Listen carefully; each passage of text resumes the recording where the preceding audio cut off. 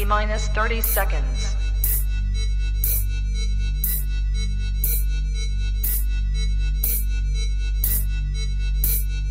T-minus 20 seconds.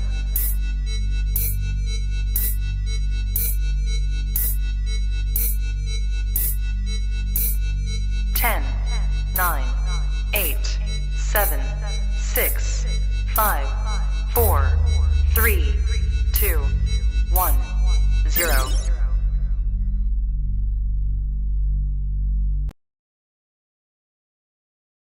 Good. You ready for do more in the future? Trap Talk podcasts? Yes. Man. Only Trap Talk. Exclusive. Yes. Exclusive. Oh. So stop calling us. Rub the spot, get the club to pop. When I come up with the crop, gotta love it or not. I'm hot from the hop to the rub the spot, get the club to pop. When I come up with the rub the spot, get the club to pop. When I come up with the rub the spot, get the club to pop. When I come up with the rub the spot, get the club to pop. When I come up with everybody, we do it. Everybody, we do it.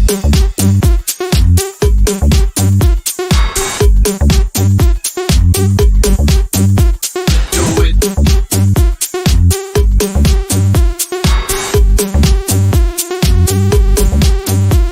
Do it.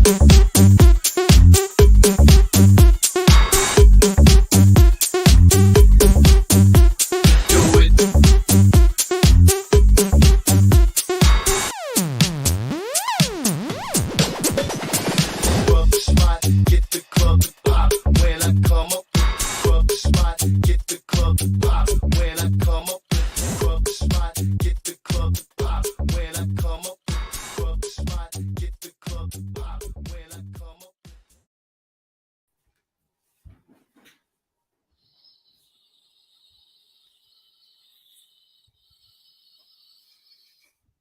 You are now tapped into the coolest reptile podcast in the world. I'm your boy, MJ. Ooh, that fucking my computer screen. What is good, everybody? If this is your first time tapping in, do your boy a favor. Hit that subscribe button. Smash that notification bell. That way you're on top of every single podcast I drop here on the Trap Talk with MJ podcast. And then also drop a comment, man. Let me know how you're liking the vlogs. Let me know how vlogs, my bad. Wrong channel. Let me know how you're liking the podcast. Let me know how you're liking the guests.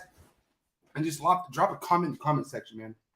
Any feedback means a lot. But I appreciate all my love and support, man. Appreciate all my returning viewers. Shout out to you if you're a subscriber. Shout out to the early birds in the comments. I see you guys, man. But you guys know how we get started on this podcast for the freshest and bestest rodents delivered to your doorstep. Cold Blooded Cafe is the #1 jam. $30 flat rate shipping straight to your doorstep. www.coldbloodedcafe.com. Shout out to Desiree. Shout out to Steven. Shout out to John and Alex over at Sim Container. If you got eggs, put them in a sim box. Less steps, less stress. If it's a sim, it's a win all day, every day. Appreciate my boys. Appreciate Steven and Ashley for many reasons. I finally got all their enclosures, as I already said on previous podcasts already. Everything's all set up. Finally got my vlog done. That's going to be dropping this Saturday. But more importantly, I just got to say thank you to Steven and Ashley for putting it all together finally and getting it over to me. And thank you for my sick-ass Focus Q Habitat shirt. That's a chondro, not even released yet. So got me one. Appreciate it. Rocking it for the show. Head over to Instagram and please give them a follow and go get yourself a fucking Focus Q Habitat. I'm telling you right now. Shout out to Jesse and the entire Freedom Breeder crew. #1 stainless steel racks in the United States. By far, in my opinion. I know there's some homies out there with ARS racks. Don't feel embarrassed. I'm just kidding. Andrew Redwood, I love you, dog. Come on. That's my boy. Shout out to Miguel. Always evolving pythons. Always inspiring. Always going to Mexico from what I can tell now. Shit, god damn, this guy's just moving. Appreciate my big dog so much. Appreciate the support. Please head over to Morph Market. See what he has available. Be ready because he's going to have a lot of heat coming your way. All you ball python fans, I'm telling you right now, if you're not following this guy, you're sleeping on yourself. Shout out to the entire AEP family. I appreciate you guys' love and support since day one. Always mean a lot. Appreciate you guys. Shout out to my boy Alan over at Amazing Basins. Please head over to Instagram, give him a follow, especially if you're into basins or you're into emeralds. This guy is working with the Ferrari of arboreal snakes, in my opinion. Doesn't get better than a basin. And I own one now. Okay, I'm not going to tell you much more because it's going to be on the blog. But please head over to Instagram again. If you ever want to become an owner of one of Alan's basins, because it's not easy to do, but it's definitely easy to join his Patreon page because that's the best way to hopefully get your hands on one. Either way, shout out to my boy Alan. He also has ball python stuff going down that he's slowly starting to leak out. So head over to Instagram, give him a follow. Shout out to my boy. Shout out to my boy Blake Stewart over at Stewart Design. Invest with the best. I'm telling you right now, man, if you are doing this for the full time and you want to invest in your brand, well, I'm telling you, man, this is the way to go. A lot of people, a lot of big hitters in this game have gone through Stewart Design. So maybe that's a good fit for you if you're that baller. Head over to Instagram, SD Identity, and Blake Stewart. Again, thank you for your support. Appreciate my big OG, triple OG, Mark Bailey, homie. Are you kidding me? This guy is so legendary. I cannot believe he sponsors the trap and supports me. It means a lot. But please head over to Morph Market, check out his availability. Somebody who's been in the game for a while, highly respected. And yeah, Mark Bailey, cannot wait to hang out with you again soon, man. Shout out to the leaders of the industry. Rami at the Reptile Super Show. Get ready for Anaheim. Anaheim roll call. Where you at? It's going to be amazing. We're like two and a half weeks away. I don't know what, we're pretty fucking close. So either way, get ready to tap in because it's going to be amazing. Make sure you make an effort to go to a Reptile Super Show. Don't sleep on yourself. #1 show on the West Coast. And then there's Pomona right after Anaheim. And then, guys, anyone going to Schaumburg? Hi. Anyone going to Schaumburg, please make sure you go over there and kill it for your boy. I wish I could attend, but I can't go to Schaumburg. So please, that's going to be sick as fuck. Shout out to Bob Ashley. Shout out to Brian Potter, who throw the sickest reptile show across the nation. Okay. Super Bowl of fucking reptile shows. You never know who you're going to meet at an NARBC. So shout out to those two men for throwing such an amazing show. Shout out to all these guys right here. I'm telling you right now, the leaders of the industry. Please do what you got to do to make it to one of these shows, and you can thank me later. Shout out to Phil Goss over at US Art. Please head down to the link and fight for our rights. US Art, let's go. Appreciate you if you're a US Art supporter like myself. If you need more information, I feel you on that. No big deal. Best thing you can do is go to YouTube and subscribe to the US Art YouTube account. So again, shout out to you if you support US Art, and shout out to Phil Goss. And then if you want to know what I got going on more than the podcast, if you want to know what my passion projects are and whatnot and what I have available once I do, MJ Exotics Cartel on Instagram, not an E, with an A. MJ Exotics Cartel, very active. Hit me up if you've ever got any questions. And then please go give the podcast's Instagram page a follow as well. Trap Talk with MJ Podcast. Shout out to my Twitch viewers. See the Twitch viewers going up. Appreciate you. And of course, if you guys want to support this channel more than a like or a subscription, any donation you can send to PayPal Exotics Cartel with an A, not an E. I appreciate it. I do this full time. So man, this is much love. You guys send me donations and I fucking appreciate it. Don't deserve them, but I love you guys. Thank you. So yeah, you can do that if you like. And then also you can send a super chat. If you have a question for Brittany and you really want to get an answer to it, send a super chat. Okay. And then we'll go ahead and display it on the big screen here and we'll get that question answered. Last but not least, shout out to my Patreon family. I love you guys so much. You guys are my heart, my trappers, my day wonders. I love you guys. I get together with my trappers every Sunday, my Patreon members. So if you out there want to get tapped in more than what you see on the podcast, if you want behind the scenes, if you want to know who the trappers are, if you want to meet the fucking everyone in the Discord, then go down to the link below, click on the Trap Talk Patreon family link and join the family. Once you do, you get tapped into the Discord, and then the Discord full of channels, bunch of stuff that you can either go shop for or you can go sell. Do what the hell you got to do, man. But a bunch of people are tapped in, bunch of people are about their business. And for what I feel like, a bunch of lifers a part of the Trap Talk Patreon family. So again, tap into the Discord, and then tap in with us every Sunday on Trap Talk Zoom sessions or after the podcast, Holy Lizard sessions on Sunday. Wow, what's that? Okay, listen, guys, I'm not going to lie. 3 days ago, I was eating a burrito really, really fast. And I bit the side of my tongue really, really bad. Right now, I'm doing okay, but my tongue swelled up. And I haven't really been talking much, but today I did a vlog, and I realized how painful it was to speak. So I might slur some words. I don't want to hear no fucking, is MJ okay? Did he get hit in the head? Listen, save it, all right? It's just hard to speak right now. So I'm doing this mainly because we got to get this episode in for Brittany. This is long overdue. So hold on. Before we get to Brittany, I always say what up to people in the early bird comments because I know there's people here excited to see Brittany as I am. So who is here ready to rock and roll? Silver Cash 86, Trap Talk Patreon member all day, every day. Thanks for being here. Hissy Fits Reptiles, what is good? Trap Talk Patreon member all day. Thank you for being here. Jacob, Trap Talk Management Patreon member all day, every day. Thanks for being here. HB Reptiles just had an amazing episode with the homie HB last Monday. Check it out. Trap Talk, Patreon member all day, every day. Good episode, by the way. Chantel, what's up? Pacific Rim Serpents, Trap Talk, Patreon member. Team Zoo Dreams all day, every day. Royal Bama Reptiles, what is up, Blake? I know your wife is going to pop up at some point, but I appreciate this duo. Royal Bama Reptiles, Trap Talk, Patreon members all day, every day. The homie Deviant Glass, Trap Talk, Patreon member all day, every day. Heath and Hatchery staying up for this show. Trap Talk Patreon member all day, every day. The new Trap Talk Patreon member, AE Foundry, has actually some sick-ass Super Dwarf stuff from the homie AA. Go give him a follow on Instagram, please. Excited to see what you have working with in the near future. Oh, my wife's here. Hi, wife. Thank you. I know my wife's excited to see Brittany because she a fan of her calendar. We're going to talk about the whole calendar too, man. This is going to be great. Hi, wife. Thanks for being here. Let's see. The homie Triple G in the building. Trap Talk Patreon member all day. Team Zoo Drinks. Wise guy. Forget about it. Thank you for being here, sir. PDs, Reptiles. What is good? Thanks to the homie Julio in the building. Trap Talk Patreon member all day, every day. The homie Jason Ark. What is good? I think I said your last name wrong. I'm sorry. Jake Cole. What is good? Trap Talk Patreon member all day. Barber J in the building. Trap Talk Patreon member all day, every day. The homie Big Mike, 1776 Exotics.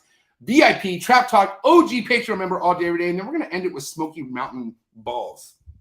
All right. That was what was Justin's original name? Smoky something. It was Smoky Mountain something. I could have sworn that's what it was. It's where I felt like this was a troll page at first. Like you're coming back trying to become Justin's original name. But anyways, thank you for being here. I appreciate everyone. We're going to get this episode up and going because, like I said, long overdue. You know, I'm not going to lie. I've had Brittany on my hit list for, I think, the first year getting into podcasting because that's when I realized she was really teaming up with Justin. You know, once I was noticing as far as like, you know, who does the photography on his high-end stuff. And, you know, you see these photos on Instagram that go viral and go big, you know, and you wonder like, God damn, what are these shots? And who are putting these beautiful plants and colorful colorations next to these ball like I ain't never seen any stuff like this before. I mean, I saw others, but from what I've seen, the originator is who we're about to tap in with. So here she is. And by the way, she has a lot of other ball python projects. It's a lot more than just art. We're going to get into it, but here she is, Brittany Gobble from Gobbles Reptiles. Hi, Brittany. Hi, thanks for having me. I'm excited that you're here. Thank you for being here. Appreciate it. This is great. I've been looking forward to it. You're in Georgia. Remind me, you're also in Georgia, correct? Tennessee. Okay. Close enough. We just drive better. Before we get into things, how's everything going with you? How's your 2022? Let's kind of catch up how life is for you real quick. Oh, well, as far as the like breeding goes, my goodness, it has been the slowest season ever. Like right now, almost everything is ovulating. The follicles are growing, but I have one clutch in the incubator and it is driving me crazy. Well, why don't we kind of I want to get that talk in, if you don't mind, before we tap into the whole like art side of what you're really known for in this reptile industry. I kind of want to talk about more of the experiences you've had with clutches and whatnot, if that's cool with you. Because again, this is Gobbles Reptiles, right? So how far back does this really initiate? Like when did you actually, you know, cross paths with the thought of, hey, let me make this Gobbles Reptiles and start buying snakes to breed? I'm curious. Okay, so actually I was terrified of snakes, like truly phobic snakes. All your life? And like scared out of my like daylights, like nightmares my entire life. I would have waking dreams where I dreamed snakes were in the bed and I would try to like exit the house and set off the whole house alarms. And so Johnny said, no, we're not doing that anymore. He's a Marine. We don't do fear around here. So he bought a little corn snake and put it in our bedroom. And so I just was like, I got my eyes on you all day long. And then I decided that, you know, she wasn't trying to size me up and eat me. Surprise. Wow. And, but from there, we continue to work with other species. You know, we've worked with cats and dogs and servals and some other cool exotics. And I wanted to still work with genetics because I'm fascinated by genetics and, you know, how different things work, different genes mixed together. And I started looking at the reptiles. So we got into the geckos, I think, around 2016. And that escalated quickly. So I jumped from geckos almost immediately into hognose, and then right after that into the ball pythons. And now we have bloods and boas. Can I just say something? And, you know, listen, don't get all cocky on me, okay? But this is the first episode I ever had with in the title Hognose breeder or Hognose. I am not that I'm terrified. I just don't think hognose is anything of a snake. It's weird to me. A hognose is something that I do have in my nightmares on off dreams. I'm not gonna lie. But I understand how they're cute, but they're just not a snake to me. I feel like there's also really like a legless lizard. That's cute, right? But No, those creep me out. No, those are weird. I hate to say it, but like, you know, the fact that they like, I've seen them eat each other, like their tail. You know what I mean? It's just like, I'm like, what a weird video game type creature. But I respect it either way. I know you're tapped into it, and I've seen some of your work, which is you do produce some really nice, beautiful looking hognoses. So I didn't mind having you on. I was like, I'm gonna throw hognose on the title for you. Thank you. Giving a nod to the hognose. No, they're great. I think maybe as a girl you can just relate to them because they're so dramatic. You know, you open the bin and it's just like when Johnny tries to wake me up in the morning and I'm like, leave me alone, you know, and they do the whole cobra thing, like I'll eat you. And then when you go to touch them, then they just give up and die. You know, I mean, it's just the drama is so deep with them. Do you feel like it's an also first good snake to get introduced to because it doesn't get so big either? I know a lot of people do recommend that. It's not my favorite recommendation. And the reason I say that is because they are so dramatic that if you have a fear of a snake, then when you open that bin, you're going to jump just because they go hard on the whole cobra act. Whereas most of your ball pythons, or at least most of mine, they're pet rocks. So there's nothing jumping and hissing and huffing and all that. So I feel like when I have visitors and they come and they, you know, see my snakes, I always feel like the hognose scared them more than the ball pythons. Right. But I do think they're a good as far as being cute. I've had that comment a lot, especially in my photography, that they almost hate it that I make the snakes adorable and with the little nose and yeah. So go ahead. I was just gonna say, so I do think to some extent they're a good bridge snake to kind of pull people in with that different look. Right. I mean, I want to also give you another big, huge kudos and basically the championship belt on this one. My mom, understand how much my mom hates snakes. Okay. My dad got me a snake when I was convinced I was not going to get a snake when I was in first grade, you know, but he walked out and my mom, like that was a huge, like, my dad went against my mom on that, you know, and then just a couple years down the road, the snake gets out and it's like missing. And then my mom left the house for 4 days and I find it 3 months later. So anyways, I put my mom a lot through the snakes. Let's just say that. Right. So now it's not that she hates them. She's just like, okay, like, just don't put them in my face. You know, I don't care. But I got her something on top of some many other nice gifts for Christmas. I got her another gift, like a stocking gift, which was your calendar from Gobble. And she loved it. She was like, oh my God, she's like, I've never seen anything like this. And literally she has it up in her office. She literally loves it, which I knew she would. You just have to you have to bridge some things, you know, and my mom is like style and beauty over like, you know, okay, it is a reptile, but look what it's involved with. Basically art, you know, you did really well with that. I just must say. Well, thank you. I appreciate it. I wish I would have got more calendars. I could tell you that. Justin gave me 4 and it wasn't enough. They went to people I wanted to give to, but then I was like, I don't have one. Fuck, you know, but it's okay. I'll get one. Anyway, so good job on that. But let's get back to the snakes real quick because I'm curious. You know, hognose was something you dabbled in, and I'm curious about when was your first hognose clutch? Like, when did you actually start getting clutches under your belt? Let's see. I think this is my 3rd season of clutches because, of course, you have to. There's not a lot of breeding size hognose available on Morph Market. It's a little easier to find breeding size ball pythons. So I kind of had to wait for my girls to grow up, but they're a lot of fun. They are shockingly tiny.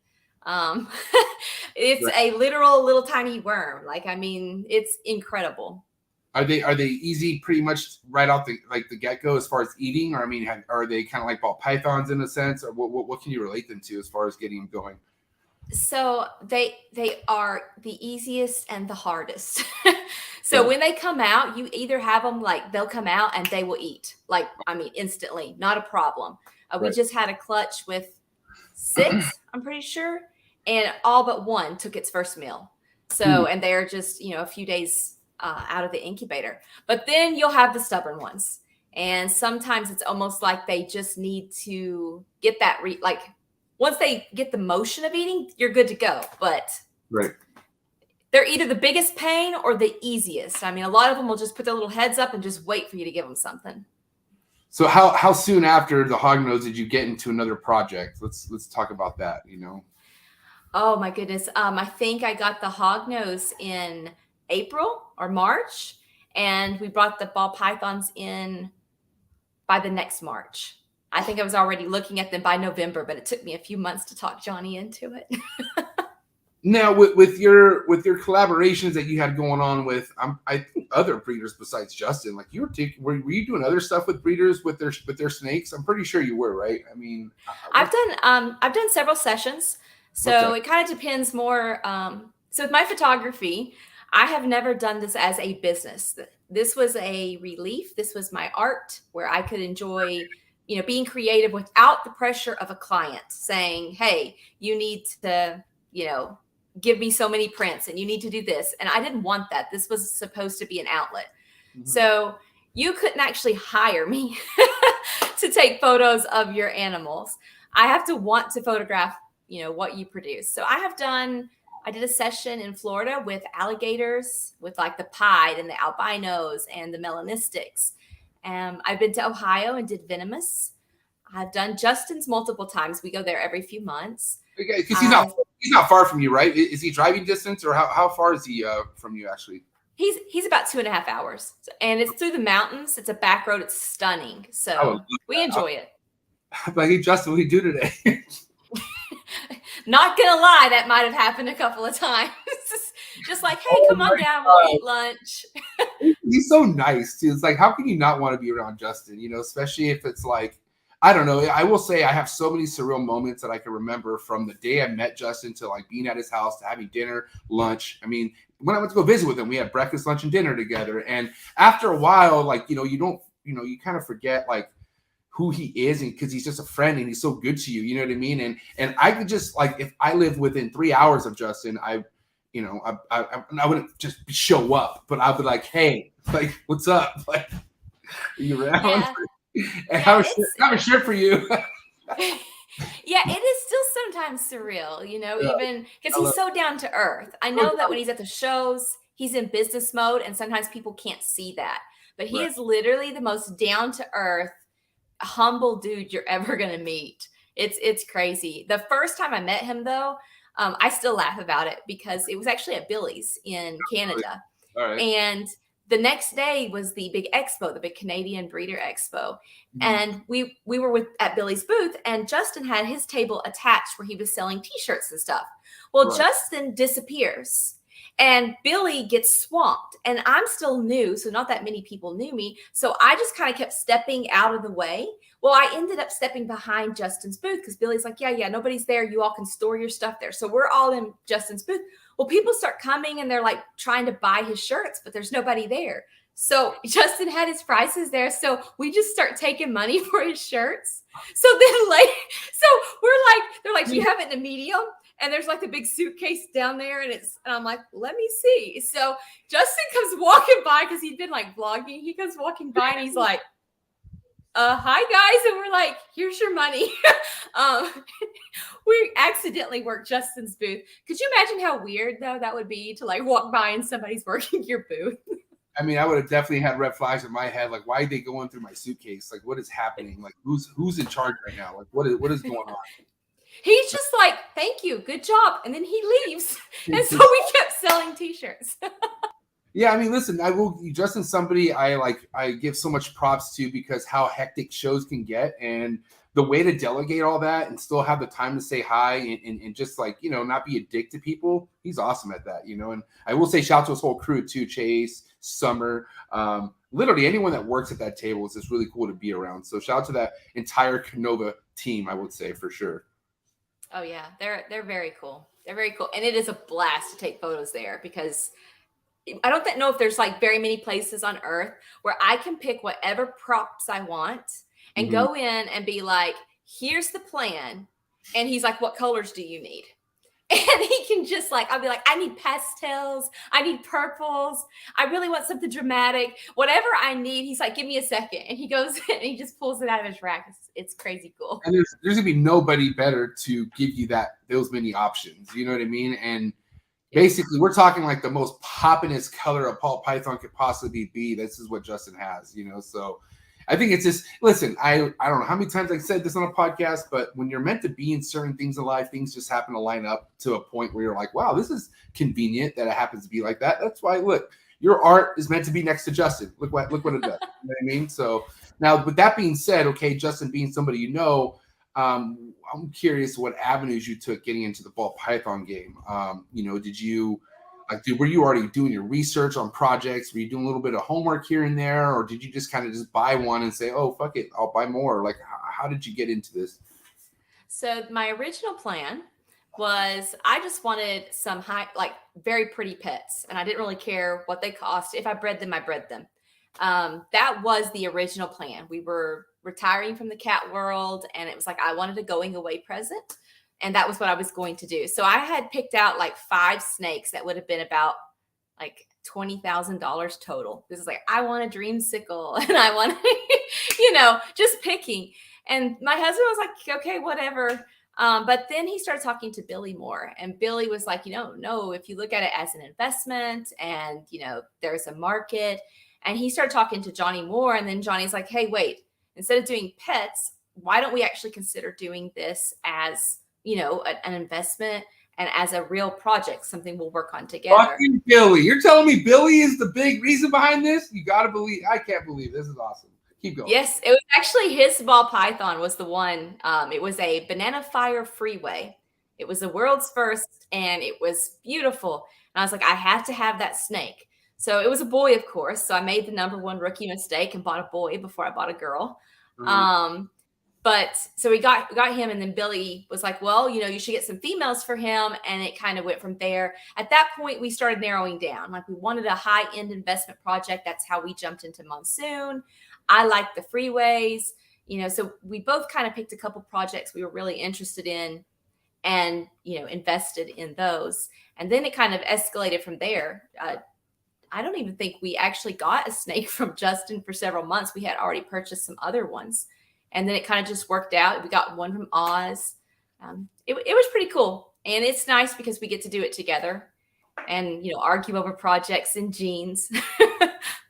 I mean, when you have, like I said, when there's somebody like your spouse that's on the same kind of like high as you with this, it's like it's endless where you could take this. Like, because now you have somebody who's basically on the same ride with you, and it's not always the case for most people, and it sucks, but at the same time, it is what it is. If you have it that way, you have it that way. So I feel like that's a big reason why, things are getting where they're at, because at the end of the day, you and Johnny are seeing Johnny, right? I said, yeah, Johnny are seeing things on the same page at the end of the day.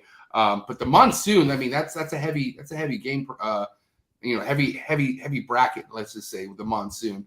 But I got wind that you have another project going, and it's probably, you understand, it's not that I downplay ball pythons. Like, I have what I have, and of course I want to add what I want to add. It's just not, I don't wake up thinking about it. I wake up thinking about emerald trees and stuff like that. Like, that's what I wake up thinking about, right? So no disrespect to that, but there is one morph that I am dying to have, a ball python morph. And it looks so similar to the Timor python that I love. But you have Cosmo stuff, or is that a lie? I do. I do. I am seeing like so many memes with my name on it on this one. I want to hear more. Like how long have you had this stuff? Did it come from Europe? I never get to have information on this. So please, let's talk about the Cosmo gene. So I saw the Cosmos. He had posted it about a year before he released it. And as soon as I saw it, we had invested pretty heavy. And then Johnny, I saw it and I said, I don't care what he charges when this snake comes out. I am getting this snake. And so I started cyber stalking Ralph and just like, hey, when you release some, I'm here, And it's funny. I was even on a YouTube show, and I can't remember who it was now, but I was on the show with someone and they even said, is there a morph that you have your eye on? And I said, Cosmos. It's in Europe. It is the coolest snake. And they were like, oh, yeah, maybe, I'm like, hey, I gave you guys a heads up. I tried. So then he released a couple, or he put a list up. He took it back down, but he put a list up last year, and I was able to import from that. And then this year, he wouldn't let me get a boy. I tried, but I did get to get a little clown Cosmos girl, and she is unreal in person, just absolutely insane. How long have you had her for? So you just got her? I got her a couple days after Arlington. So that'd been in February, March. Oh my God. So yeah, it's pretty fresh. Yeah. My other girl has been breeding. So that's pretty exciting. Oh my gosh. This is nuts. Okay. Because I want to share the picture that I came across that made me just be like, okay, what the fuck is this? And then I found out that it was in Europe and it's like $30K or something to bring over or something. Like, I don't know. All these things started getting thrown out to me. Right. And I was like, what? I was like, either way, I was like, I need to have this snake. I need to figure it out someday. Like, this is one ball python project that literally will, like, I will go over the end for. You know what I mean? Because this is so relatable to a Timor python from what I see. How similar? You haven't posted yours yet, have you? Because I haven't seen it. Oh yeah, you have? Yeah. I've posted some. I don't know if I've posted them on Instagram, but I posted them on Facebook, and me and Ralph run the Cosmos group on Facebook. So I've shared it there a few times too. Okay, now you're getting me more. Now you're trying to get me to like Facebook more. Thanks. I'm scared about this because now I want to go join this. Is it okay? What's your group like? I'm curious. Oh no, everybody's nice in there. Are you sure? God damn. Well, there's this guy named Scott, and Scott continues to harass me. He's like, he thinks that the Cosmos is like Bigfoot. He's not gonna believe it till he sees it in person, because Ralph won't let him have one. So he continues to put daily memes up. It's pretty funny actually. But yeah, sometimes there's a little bit of hate, so I try to just downplay it just a tiny bit right now. Okay. So I'm curious, Cosmo recessive or codom? It's a codom, right? It's a dominant and there's a super form. Okay, perfect. Awesome. So I'm just curious what the game plan is because you have a visual Cosmo clown, you said female, right? Yes. Okay. It's visual. Yeah. So you're gonna obviously put it to another clown with another combo. Can you kind of give us a little information? I got a Xanthic clown to breed her to. So I'm kind of excited about that. And I'm working with my other girl, who's just the Cosmos yellow belly, but I'm working on the desert ghost with that. So you got I think those would be cool. You got a Cosmo yellow belly too. That's my big girl. Whoa. And she came from Ralph as well, I'm assuming? Oh yeah. Whoa. Is she breeding this year? What's the deal with that? What do you have going on with Cosmo yellow belly? She's breeding this year. She's got 3 centimeter follicles. So we chat after the end of this. Can we talk? Please. Off camera, please, if you don't mind. Listen, this is nuts. I had no idea. I think shout out to homie Josh, my boy Josh, when he knew I was kind of geeking out so much about Cosmos. But he told me about that you might have this, like, I think it was about February. So maybe that it was around that time. But he was the one that told me. And it kind of went in my head and like went right out. But then as I posted this podcast, he's like, bro, she has Cosmos. I was like, what? So there you go. That's that. I'm excited to see what happens with that. Now, I'm excited too. Cosmo yellow belly. I mean, obviously yellow belly is another beautiful codom. You know what I mean? You take it so many different directions. What do you had going, or what's the game plan for the Cosmo yellow belly? Mainly right now, the focus is of course the desert ghost, because I just think that that's going to light it up. You know, I tell people and they're like, well, what is that like? I'm like, it's like a glow stick. You know how you crack it and then it just brightens everything, you know, but it doesn't touch the darks. I think that could be really incredible on the Cosmos. So, I mean, oh man, we're not even, here we are talking about stuff that is like the most rarest from what I can see, talking about ball pythons. And, you know, we also have GG and all these other heavy hitting stuff that I feel like is almost unnecessary in order for you to kind of be relevant with what like stuff like Justin and Levance and other people like that, them are doing. So I'm sure you have stuff like DG and you have hypo stuff and like what heavy recessive stuff that you have flowing on right now in your projects? I went kind of heavy on the recessives, which kind of sucks because that means boring. So like this year I have some cool clutches, but I have a lot of het stuff. Next year I have like triple hets breeding. So I have like hypo monsoon clowns that will be breeding next year.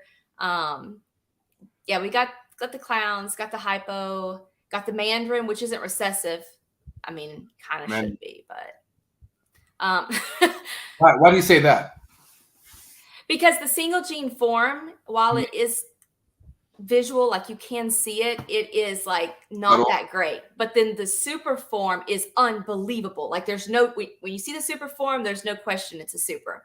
Right. So unfortunately, we're selling it as a super, as a codom. People expect to see something impressive in the single gene, and it's not. It's just like, oh, it's a little bit gold. There's a little bit of orange. So it's kind of treated as 100% het, like it's het, a visual influence, but it's really not in a sense. Even though like others say other, but I mean in a way, people are paying for something for at least with a little bit of pop. You know what I'm saying? Yes. Because you get the super mandarin, but you're saying that super mandarin just might be the visual.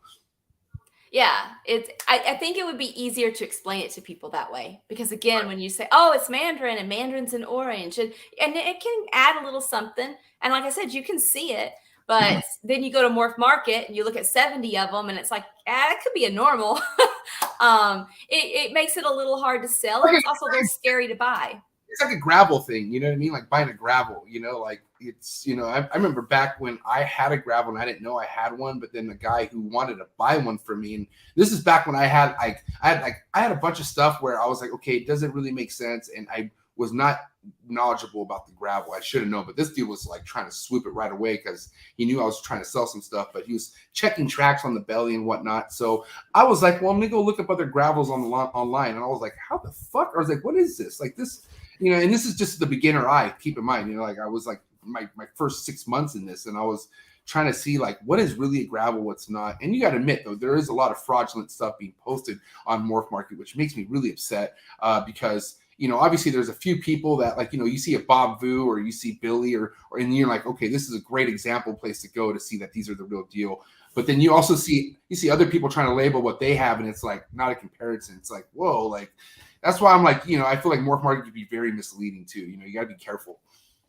Yeah, it is tough. It is tough. And it's sad because I think a lot of us go to Morph Market to help ID our own snakes. It's like, okay, would leopard do this with this gene? So it's easy to go click those options on Morph Market and compare.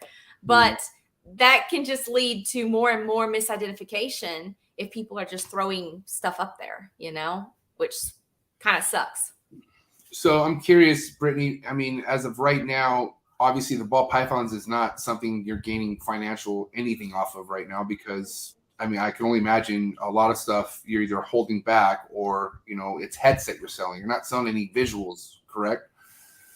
Very few. Basically, the last few years, it's like I'll have one or two super exciting clutches, some confusions or this or that, but it's been a lot of hets. I knew that though. When we decided to go in and we decided to go on recessives, I knew that meant it was going to be boring for a few years, but it'll pay off. It'll pay off. Like I said, starting next year, I've got some pretty cool stuff coming.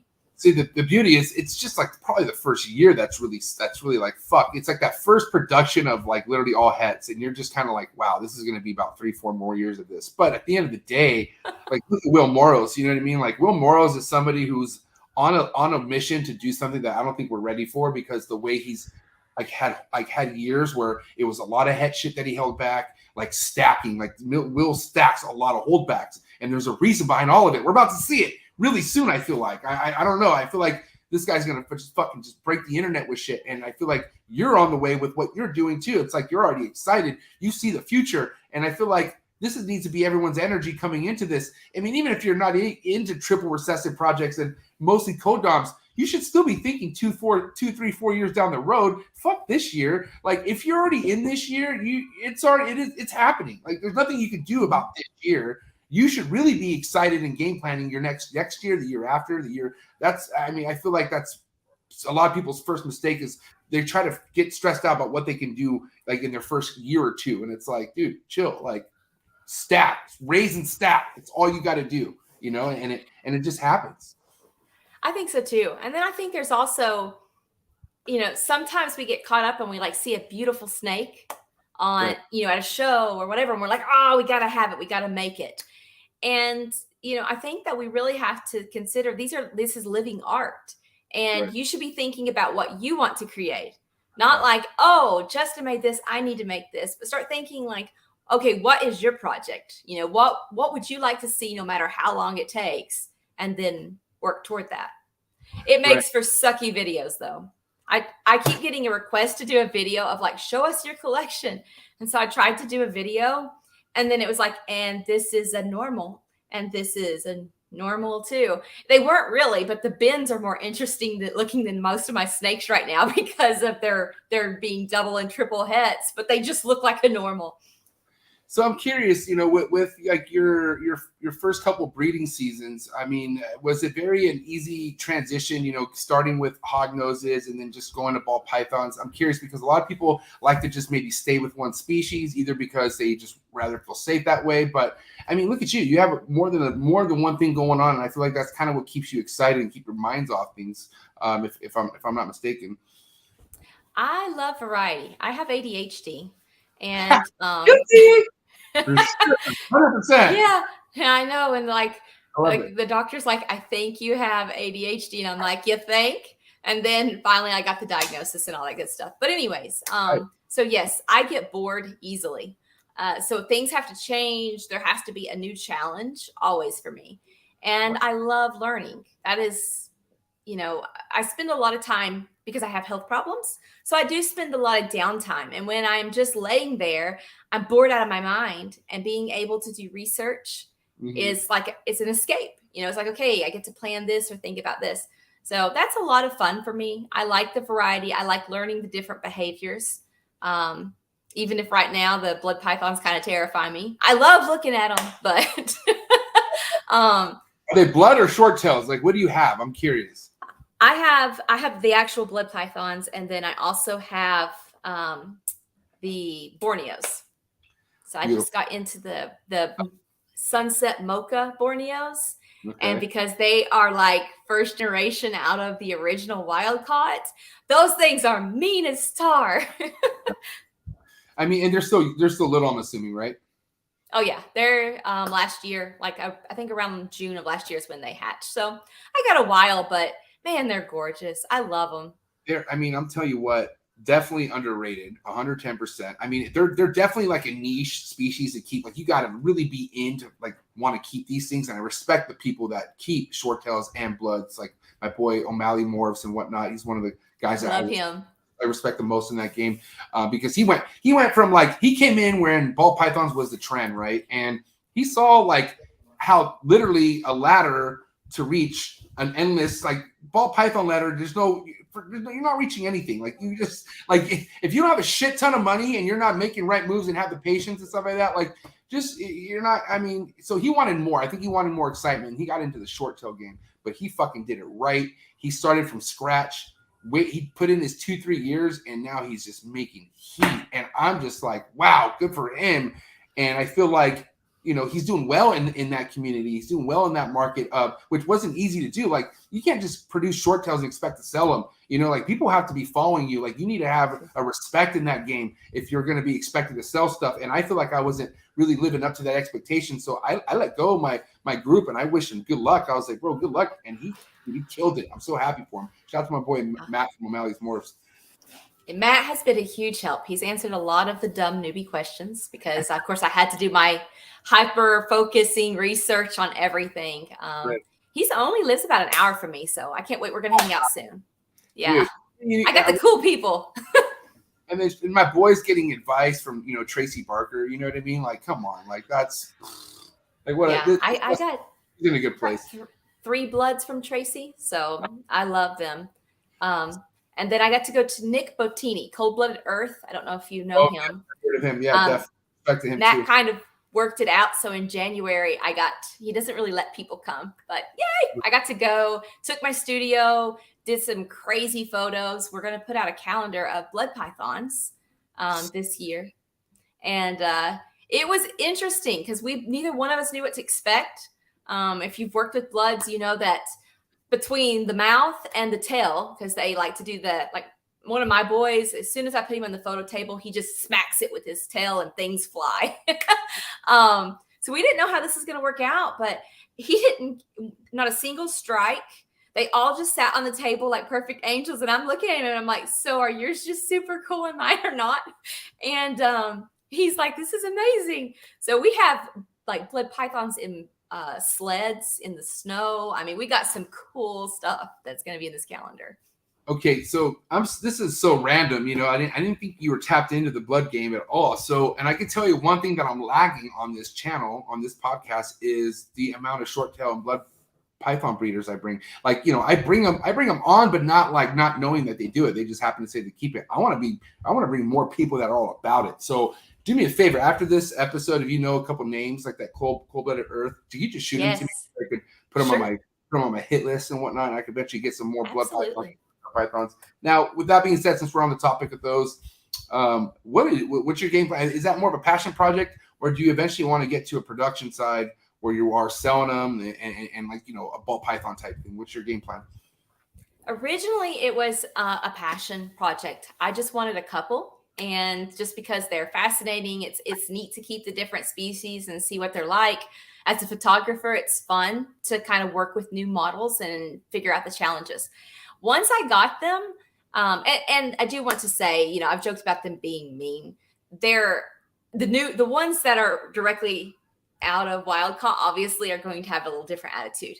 But they're not all that way. I don't want to give that impression. They're good eaters. You know, I mean, they're not ball pythons. These guys are going to eat if you open the bin, and if you happen to be in the way, they might decide to take a bite. Here's the thing, and you know I'm correct, okay? If you can't put up with raising a baby Borneo or blood python to the stage where it calms down and now it's a puppy, then I don't think it's a species for you. Because I can tell you right now, everyone's going to put you through that realm. You're going to get this little tiny snippy little thing that just really wants to eat. They're little fat little bastards is all they are, you know? Once they hit like a subadult stage, I've had, like I said, I had 8 of them, and I feel like all of them were just like flying out of my hands. Like, I'm just like, oh my God. And really it made me respect them because they got to a size where I know if they were to pull that shit at an adult size, I could get hurt. I mean, I've heard stories of them breaking hand bones. I'm not joking, like at a big size. But when you raise them up, I'm telling you, like scratching on the head, they are nothing. They are just sweethearts once they respect you. You know what I mean? And once I feel like they know the routine of things after a while, and they get very just like, you know, just submissive to things, and they're cool. But once food comes around, it's game time, you know, and that's kind of what you want out of a snake. But man, what an amazing species to work with! I can tell you, they're very cool. And I do think, you know, I talked to the Borneo breeder about this too. And if you think about it, babies don't have a lot of defenses, and they have a lot of predators. So it makes sense that they are going to be more defensive out of the gate because they don't know if you're going to eat them. But as they get older and they realize, oh, wait, that's the person that opens it. They're going to get my poop or they're going to feed me. And I'm probably too big for, you know, most of it to eat. They chill out. You know, they're not, I call my biggest girl is 2012, and we call her Glitch. And she doesn't care. But if it's feeding day and she smells the rodents, her nose is going to be right there at the bin just waiting. And if there's even a crack, she's so strong she can actually push the bin open. They're just solid muscle, but they're cool. So originally I got them just as a passion. I wanted a couple of them just to have them. And I loved the pollen, the flower. So I was like, I'm going to, you know, had to get a couple of cool morphs. And then Nick Bettini came out with something called Sunder. And it is a dominant gene with a super form that's insane. And I was new, and I messaged him and I'm like, listen, I know I'm new, but I would love to be involved in this project when you start releasing them. So once I got into that, and then I went to visit all his snakes and everything. It kind of escalated, and we rearranged some things and squeezed another rack in. So I don't know, I think I have like 12 now. So I'm still small, but I got some really cool stuff going on. Now, okay, you and I are good at things that unfortunately a lot of people in this hobby really suck at. Okay, and I'm going to share what those are. Okay, one thing that I'm really respected and people like me for is I just say how it is. Like, I could be myself. Like, for some reason, a lot of people can't just be themselves, you know. And I hope that changes with time. But whatever. Want to know what you're really good at, Brittany, and a lot of people suck at? Sure, let's hear it. Telling jokes? taking really good pictures. Okay. I want to say right now, it's something that a lot of people don't put a lot of thought in sometimes. And I'm talking a lot of people who just kind of get their feet wet and get going. They don't really understand how important, like, or being known of taking a picture is. Like, you know, some people have designated backdrops, you know, like people know when I take a story or picture when it's my gate. Like, I have a brown designated gate, right? And a lot of people who come over to my house point to my gate and say, dude, that's that gate that you, I'm like, yep, that's my gate. But like, I feel like you obviously take things to the whole nother level, you know, like you put a lot of thought process behind the backdrop, the what matches colors with the snake and whatnot. But for anyone who just isn't good, right? Like anyone who just has a hard time figuring out the photography side of things, what some advice or what are some tips you can give to help people kind of get their feet wet and not overwhelm themselves? Because you got to admit, people who have some money try to go a route of getting the camera and they want to drop all this money without even know how to do any of that kind of side of thing yet. So what would be your advice for anyone out there who just can't take a good picture to save them lives, but want to learn how to? I would say, obviously, the first thing is light. I mean, nothing is going to make your photo better than light, period. And you have to be aware of your light. So, you know, if you have, Johnny drives me crazy. So we have in our kitchen, we have 2 different light fixtures. And for the longest time, one was warm and one was cool. And every time I walked in the room, it just messed with, and he's like, I don't understand what you're talking about. And I'm like, you can't see that this side of the kitchen's yellow and this side is blue. And that would make a huge difference in a photo, because if you turn a snake this way, it's going to look beautiful. Like the yellows are going to pop. If you turn it this way, it's going to look dingy and dull. So keep in mind what kind of light that you're using. That you can easily get light. I have 2 light panels, and actually, let's see if I can turn it and show you guys. I don't know if it'll let me. So that's a little blurry, but this is just an LED light panel. And I have 2 of them. I think they were like $120 total for the 2 of them on Amazon. Those lights provide so much light. They don't flash, so you don't have to be scared about what settings you need. Mm-hmm. But they adjust on the back. The temperature adjusts so that you can get, the not too warm, not too cool. You can get that right look. So light is number 1. Indirect window light. Even just moving your snake, like your white piece of paper, whatever your backdrop is, against a window, and then putting a piece of white poster board or foil covered poster board on the other side opposite the window, that'll reflect light so you don't get those heavy shadows. Right. And help you get that real even look. So there's like very easy ways. Once you have the light and you're ready for the next step, it's definitely a lens. Cell phones are great. And they take amazing photos, but when you're ready for that next step, that is it. And we're talking about like that zoom in quality, like, you know what I mean? Like you said, photos on a phone can only do so much, you know. Once you want to take it to another level, such as like, I mean, I love this kind of like, this has been one of my favorite type of presentation with taking a picture. I hope I get to this level some point with like my emeralds and other species, but I love this. Like, so can you explain what this is laying on? Is it just like a piece of black glass, or what is going? How does this? I'm definitely a noob to this for sure. I have no idea how this was even done, so I'm curious. So it's actually laying on a piece of white plexi, or black mirror plexi, or acrylic, and you can find all different colors of that online. I also do it. I don't know if it was on my Instagram, but I do it with a piece of mirror plexi as well. And it gives it a complete reflection. It's really cool. The back is actually just a piece of black velvet.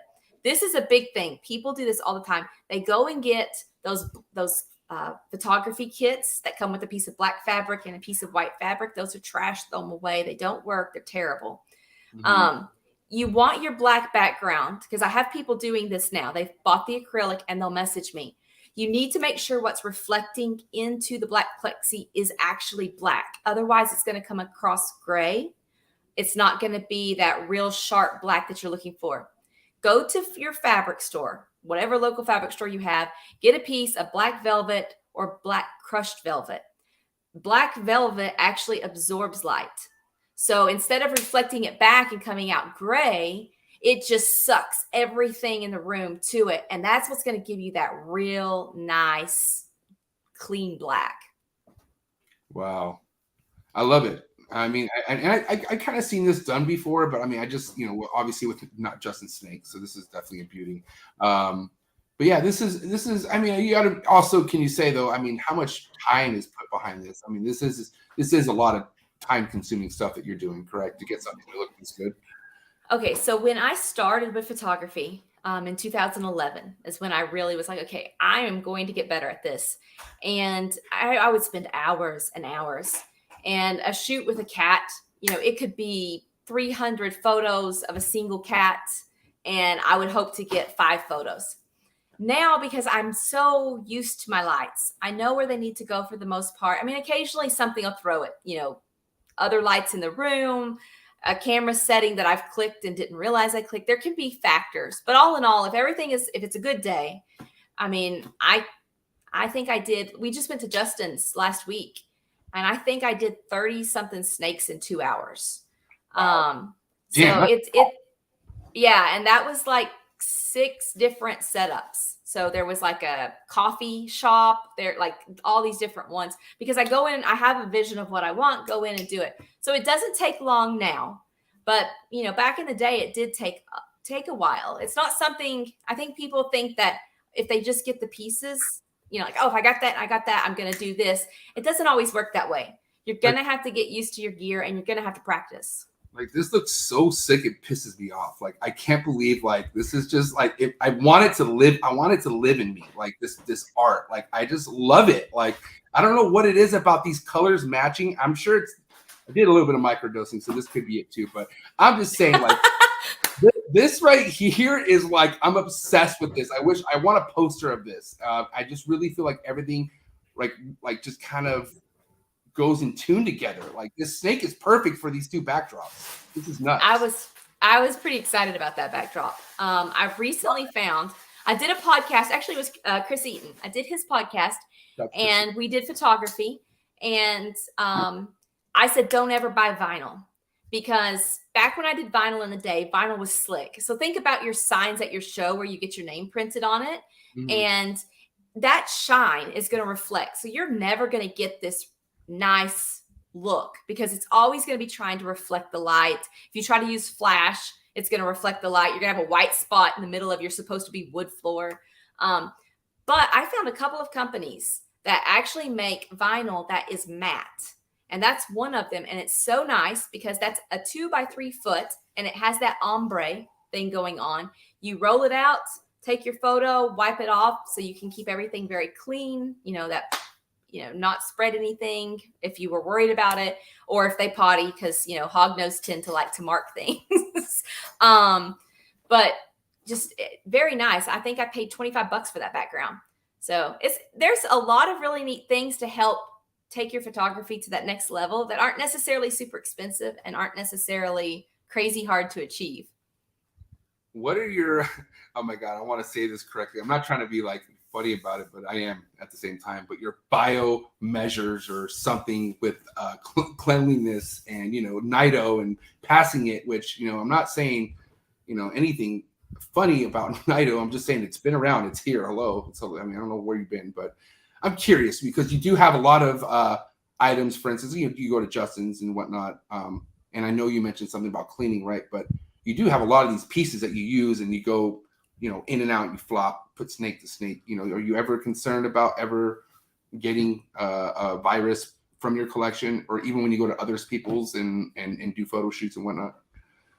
So coming from the cat world, there was a ton of very contagious things. Like terribly contagious things. Okay, hold on real quick, Brittany, my buddy, shout out to my boy Victor, and I felt really bad, by the way, because I have all these enclosures that I just built, and he's one person who lives, like, he's like my road dog, right? And so if I really need help, he'll come through and he'll help me. So anyways, we had plans where he was going to show up one morning, but I got a text at 2 a.m. He's like, dude, I got bit by my cat. And I'm like, and he showed me, and I only saw like a little red thing. And I'm like, bro, I was like, you're being a bitch, bro. I was like, I need you. I was like, I need you here right now. He's like, I'm about to go to the ER. I'm like, over a cat bite? He sent me a picture. His hand was like this. It blew up. Like it was, I guess either there was saliva. I don't know, but I felt so bad. I was like, oh my God. I was like, what's wrong with your hand? It was like a balloon from a fucking cat bite. So anyways, really terrible. Oh man. Oh, they're horrible. That's my favorite comeback because I worked with cats for years. And if you don't know what an African serval is, that is a big cat too. And those are the cats that look like they're the Franken cats in the desert that have the huge ears. Shit, And yeah, all the years I worked with cats and not a single person said, ooh, be careful. Aren't you afraid of getting bit? Nobody ever said that to me. And now I'm like, you do realize that they could have killed me with their bite. But you're worried about a ball python, which is essentially like getting your finger pricked, at like the doctor's office. And I'm like, why are you're worried about the wrong thing. Now I've got bit 3 times by cats. And if they weren't even my cats, but I did get bit. And the one time I was actually doing a rescue run in Vermont and same thing, it bit me here in like that part. And I was doing a 17-hour because it was a rescue run. I had 13 cats in my car, which meant you can't stop at a hotel because no hotel is going to take 13 feral cats that they just live trapped in their house. And I had to drive 17 hours home with my hand, and it hulked out. Like it was up to my elbow at this point. I mean, I couldn't bend my fingers. It was so swelled. I was on like 2 or 3 different antibiotics. It was a mess. Yeah, their cat bites are scary. Prior to reptiles, you used to be a kooky cat lady is what you're telling me. The best. Totally insane. No, I just hung out with the crazy ones. I was normal. I bet everybody in the comments believes that. Listen, I love cats. But I've always they've never been my thing because I remember being as a kid trying to pick one up. They fuck you up.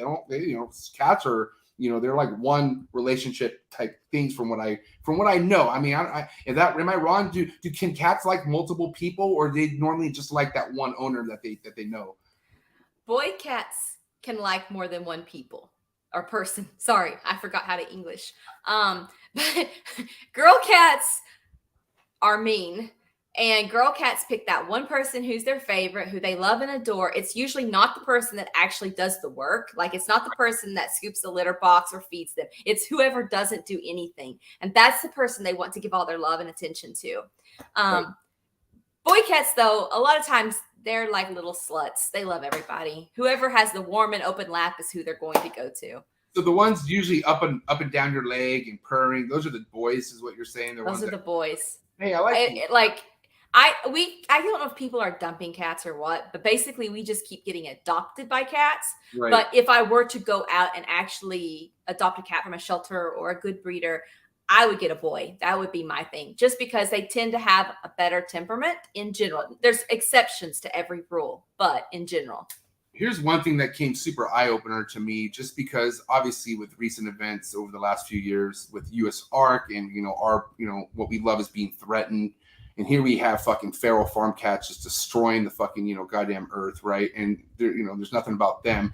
Without being biased, what's your stand with that? Do you feel like it's kind of there's something missing here, like why reptiles are being targeted so much versus like other shit that is destroying the earth and they don't give a shit? I think unfortunately PETA is just working behind the scenes on everything. So even for the cat breeders, I don't know how much the reptile world knows about this, but even for cat breeders and dog breeders, we got hit hard several years back.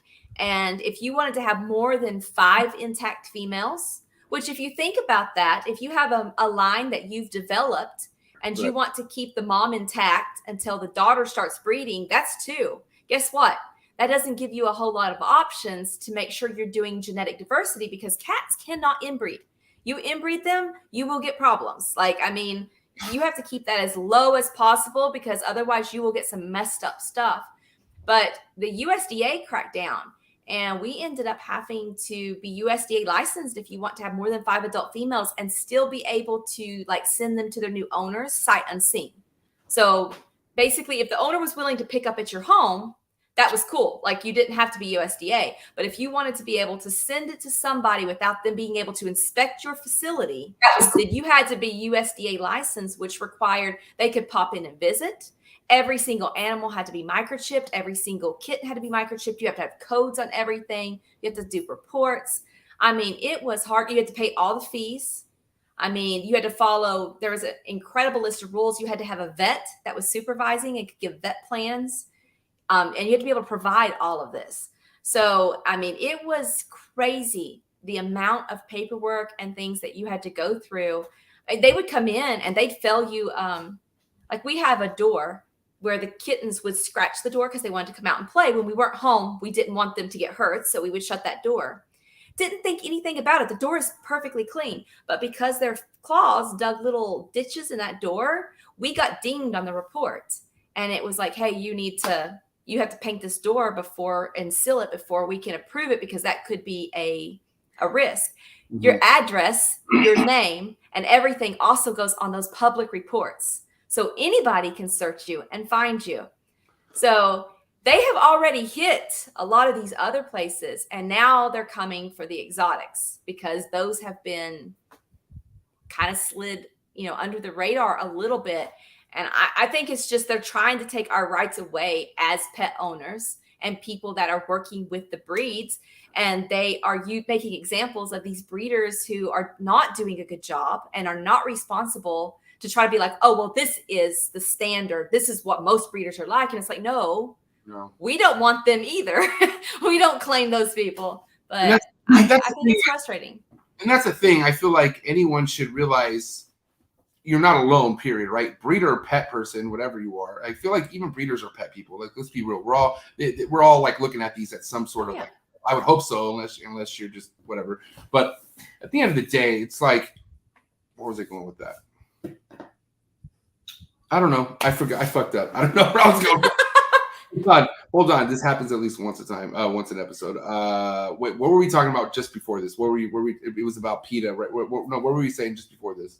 That we're all breeders and keepers. I remember.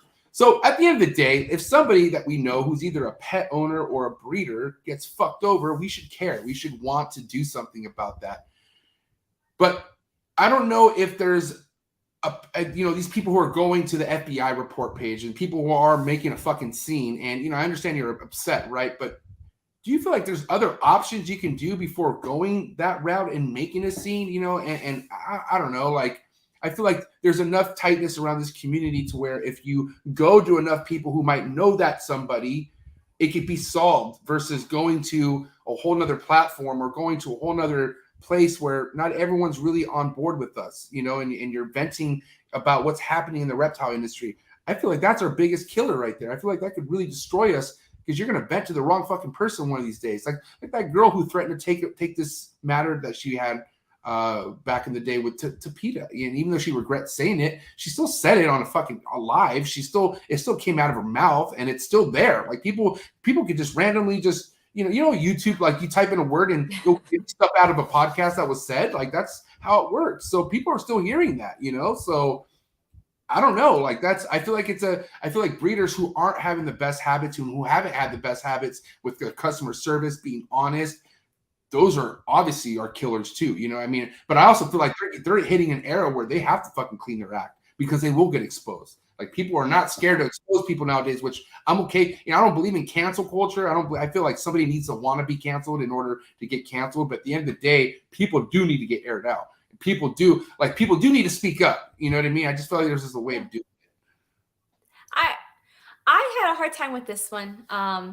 Back being in the, obviously, anytime you're in the pet industry, I guess any industry, really, you're going to have people. And in the cat world, it was very, and this is what I don't want to see in the reptile world.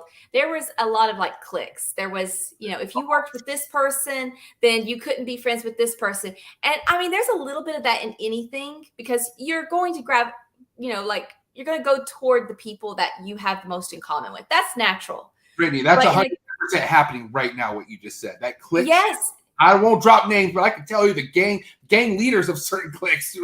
And I'm telling you, it is here for sure. Very clicky in the ball. We can just keep the ball python community. Fuck the other communities, which it's clicky there too. But just in the ball python community, oh boy, is it clicky. Oh, it's very clicky. I know, and I've seen it. Like me and Johnny have discussed this so many times because it's escalating each year. It wasn't that bad. And the problem with that is it's like a slippery slope. And we started seeing in the cat world where, you know, it wasn't just like, I don't choose to hang out with you. It was like, if you saw somebody talking to them, they were now on your hit list. Like, you can't talk to me. It's like Mean Girls. You can't sit with us.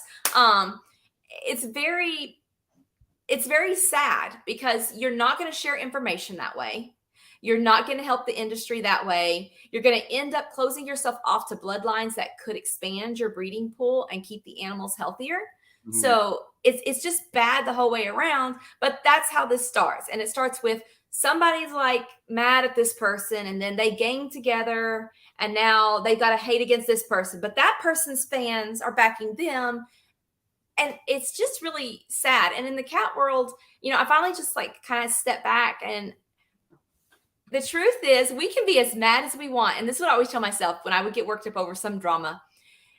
In a month, you're probably not going to remember it. You're not going to be upset. You're not going to be emotionally invested. Like, you feel like you need to keyboard warrior this thing out. You probably have clutches coming or something. That's probably what it is. Like, you know, here's the thing. Some people are bored. Some people are in a fucking place in their life and they're like, ooh, look, drama. You know, like, let's fucking let's hop in it. And, you know, they have nothing going on. That's why I always say, get a project. Figure it out. What are you doing in this thread right here? What the fuck? Like, what is this going to even do for you? And, you know, I will say 7 out of 10 times, 70%, it's people who don't even have an association really in this fucking industry. They're just, they're on the outside looking in and you know, they're showing corn snake videos, being, you know, live feeding videos to their rat, hoping they can afford a fucking ball python project someday. Like, but they're putting their 2 cents in, and there's a lot of toxicity. Did I say that? Yeah. Yes. Going on in Facebook groups, okay? And there is some of it in Instagram, but there's no Instagram groups, which makes it like you do your thing, people respect it, and you keep it moving. But Facebook, a lot of people can't help but to share what they love, and then the opinions are shared, and then it's like a goddamn rabbit hole after that. You know, nobody's right, nobody's wrong in the Facebook groups. I can tell you right, because you either do, it's either damn if you do, damn if you don't. Either way, you're going to leave with a bad taste in your mouth. That's why I was really cautious about your Cosmo group. And I don't know who Scott is, but I don't like him. Okay. Scott's fine. Scott's fine. I don't know who Scott is. Like to harass him. Yeah. No, I just think it's sad, and I do agree with what you said. I don't want it to sound mean, but like for a little while, I worked with some of the show mice, like, you know, the very high end mice. Okay. And these breeders, like mice, like that you feed. I made pretty dinner. Pretty feeders is what you're talking about. Yes, I imported some genes from England from a breeder that weren't in the US and did some cool stuff with that.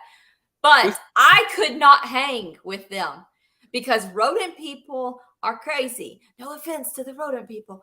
But seriously, I told Johnny at one point, and I'm like, they act like these mice are $1 million show horses.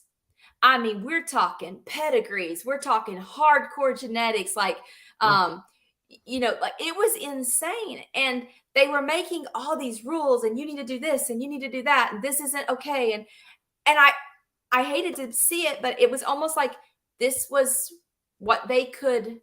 This is what they were doing. This is what they could afford. And they had turned it in their mind into, like I said, like they were $1 million racehorses that, you know, like, oh, you can't have my line. I'll never share my line. And it was like, it's a mouse.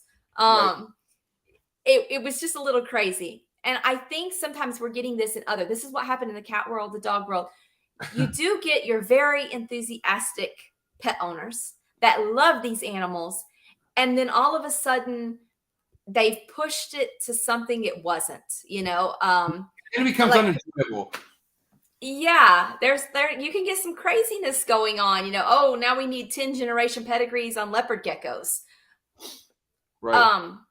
who gives a 10 generation pedigree on a leopard gecko? Sure, we need to know the genetics. That's fantastic. You might even want to know what line, like, oh, this is a tangerine, but whose tangerine line? But you don't need a pedigree on a gecko.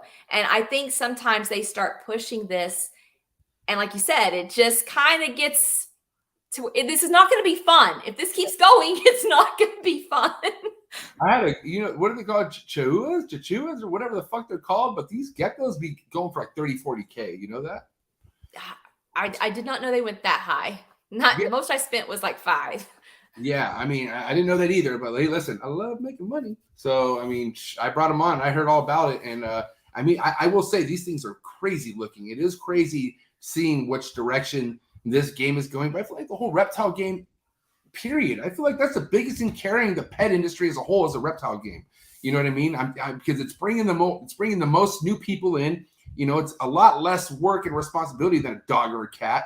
You know, you got to admit, getting a dog is like getting a kid. Like that's your, you know, it needs you all the time. You know, once you get that itch, okay, and you figure out a rack system and you figure out how to get these snakes to get where they just are happy, dark in a little fucking corner, dude, it's not much work. It's obviously it gets to a point where it's like, holy shit, you know, you could get it to make work, but for the most part, you could just have fun and not have to worry about everyday activity with an animal, you know, if you don't want it. I was like, I need more than 3 days of seeing this. I need, you know, that's why I started adding a bunch of shit, but that's to each their own.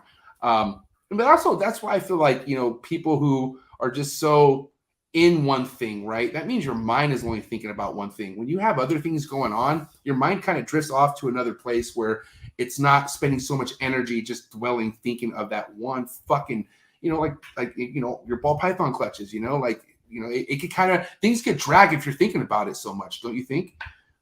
I think so too. It becomes your world. You know, I saw this with a lot of my friends in like the cat world, and they lived and breathed it. And because they didn't think about anything else, it made any little inconvenience or drama, it made it that much bigger because it was literally their entire world. And it's like, no, you need a hobby, go outside, take a hike, you know, remember why you do this. And I think sometimes we forget that. It's like, why are we breeding reptiles? Hopefully, if you're doing it for the right reasons, you love the genetics, you love the animals, you love educating the public about these animals, you know, that's what's exciting about it. Don't get caught up in all this noise. You know, I'm not saying, not, you know, you get a snake that's dying in the box because the breeder, you know, couldn't even bother to pack it correctly, or obviously lied about whether or not it'd been eating. I'm not saying that. That is unacceptable. Call them out on that bull. Wait, who was this? I'm just kidding. No, that was a general situation. Like, you just see stuff, you know, that's different. Right. There's other things where it's like, really? Do you really? We only have so many minutes in every day.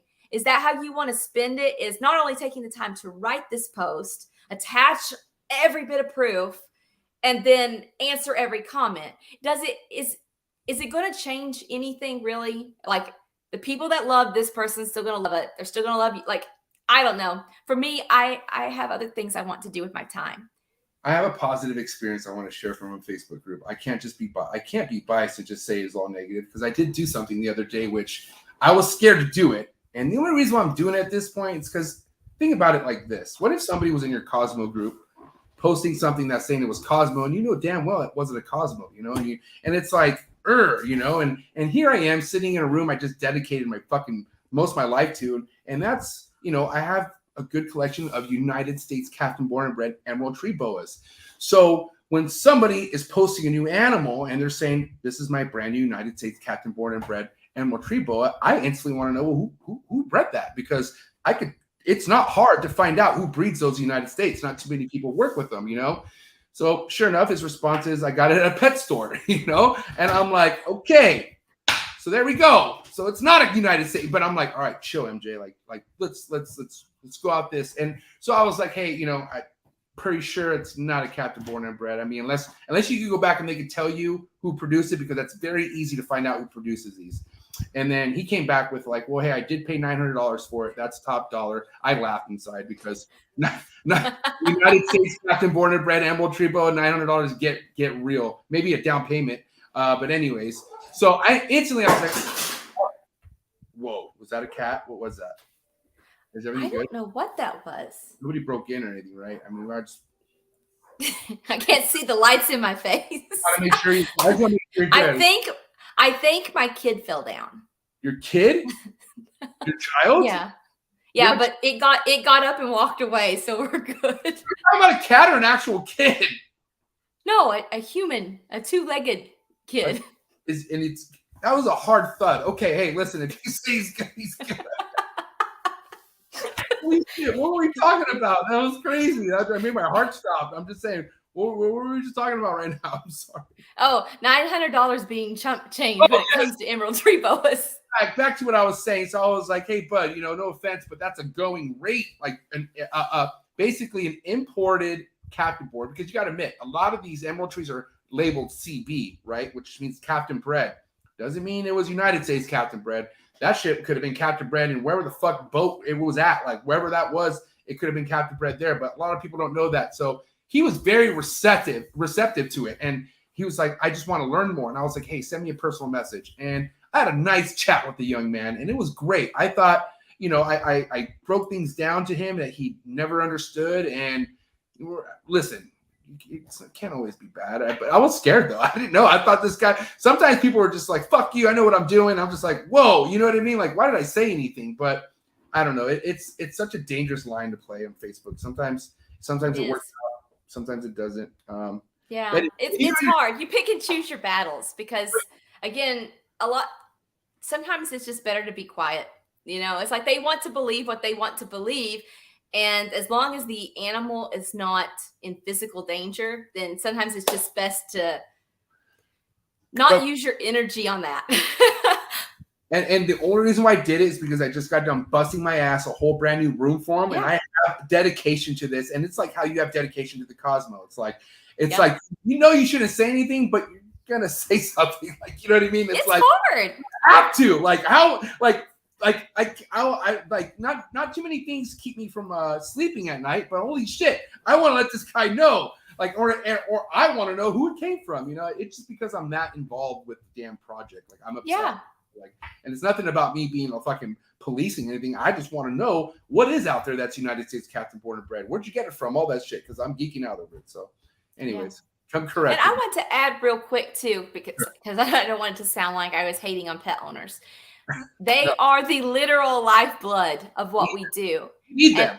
Sure. We need them. I mean, we were all there at one point. That's who we were. And breeders took us under their wing and helped us or whatever.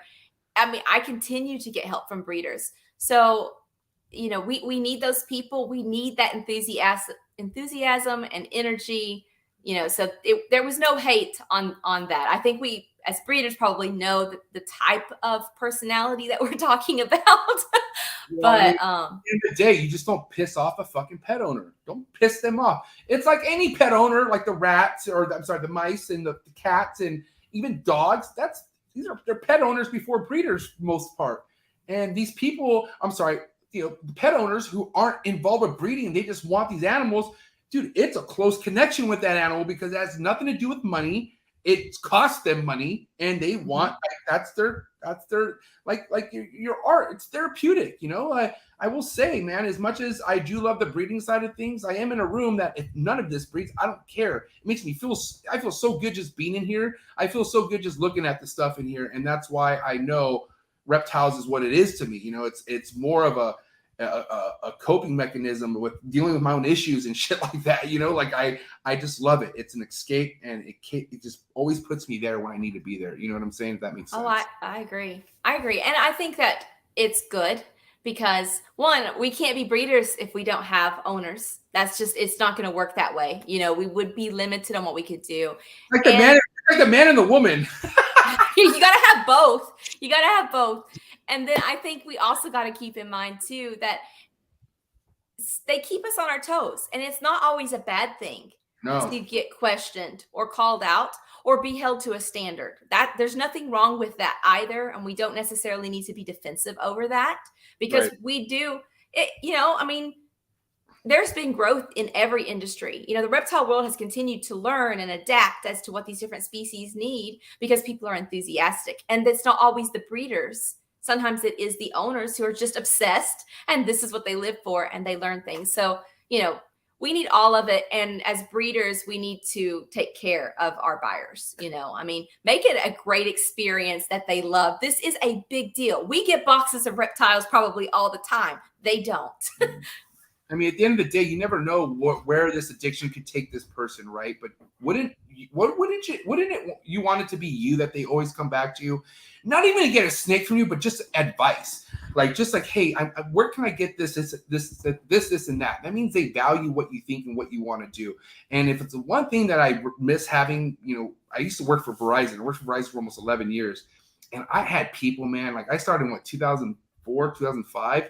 And to the last year I was at one of my stores, I had people who would just come back and upgrade their phones with me throughout the whole fucking time I was there. It kind of got sad, but literally that's what I look at. If I sell somebody a snake, I want them to always come back to me. Always come back to me. And I always knew you fucking take care of a customer and that could take you far in life. You know what I'm saying? And this was even if it's the customer's overreacting, if it's something as easy as taking the snake back, or here's a refund and keep the snake, just fucking do it. Because I've had people do that for me when I wanted to get upset. I had no reason to be upset. He just took care of the problem. And I'm like, wow, okay, thank you. And I come from being an angry person. This game has taught me so much to just kind of people aren't out to get you. You know what I mean? Even though there are, but for the most part, my circle, everyone I keep around me, all love. I've been doused with love and props and all this shit to where I'm just I want to give it back. You know what I'm saying? And I've never had that in my life. You know what I'm saying? But I know that's what it's all about. You have to. We're all on the same team here. If you keep an animal, bird, fish, animal's an animal. You know what I'm saying? And if it's one thing I do know Peter's ready for, is that, if shit did ever hit the fan, you're trying to come after some psychotic people. You know what I'm saying? We are fucking I don't want to think of that. You know what I'm saying? But I remember people telling me, well, show up to your door and take your snakes. Good luck. Okay. Let's just say if you I'm going out, you feel me? We will take this to my past drug days where I am doing illegal stuff. If that's the case, if you want to go there, but you're not taking my animals. But then again, it's not fun. It's not, it's not something you want to fuck with either. You know what I'm saying? It is scary, but I'm just saying, bro, animal people, strong. You know what I'm saying? Good luck. Hey, we're all, like you said, we're all on the same team. I think we need to remember that more. It's community over competition. We're all in this. Right.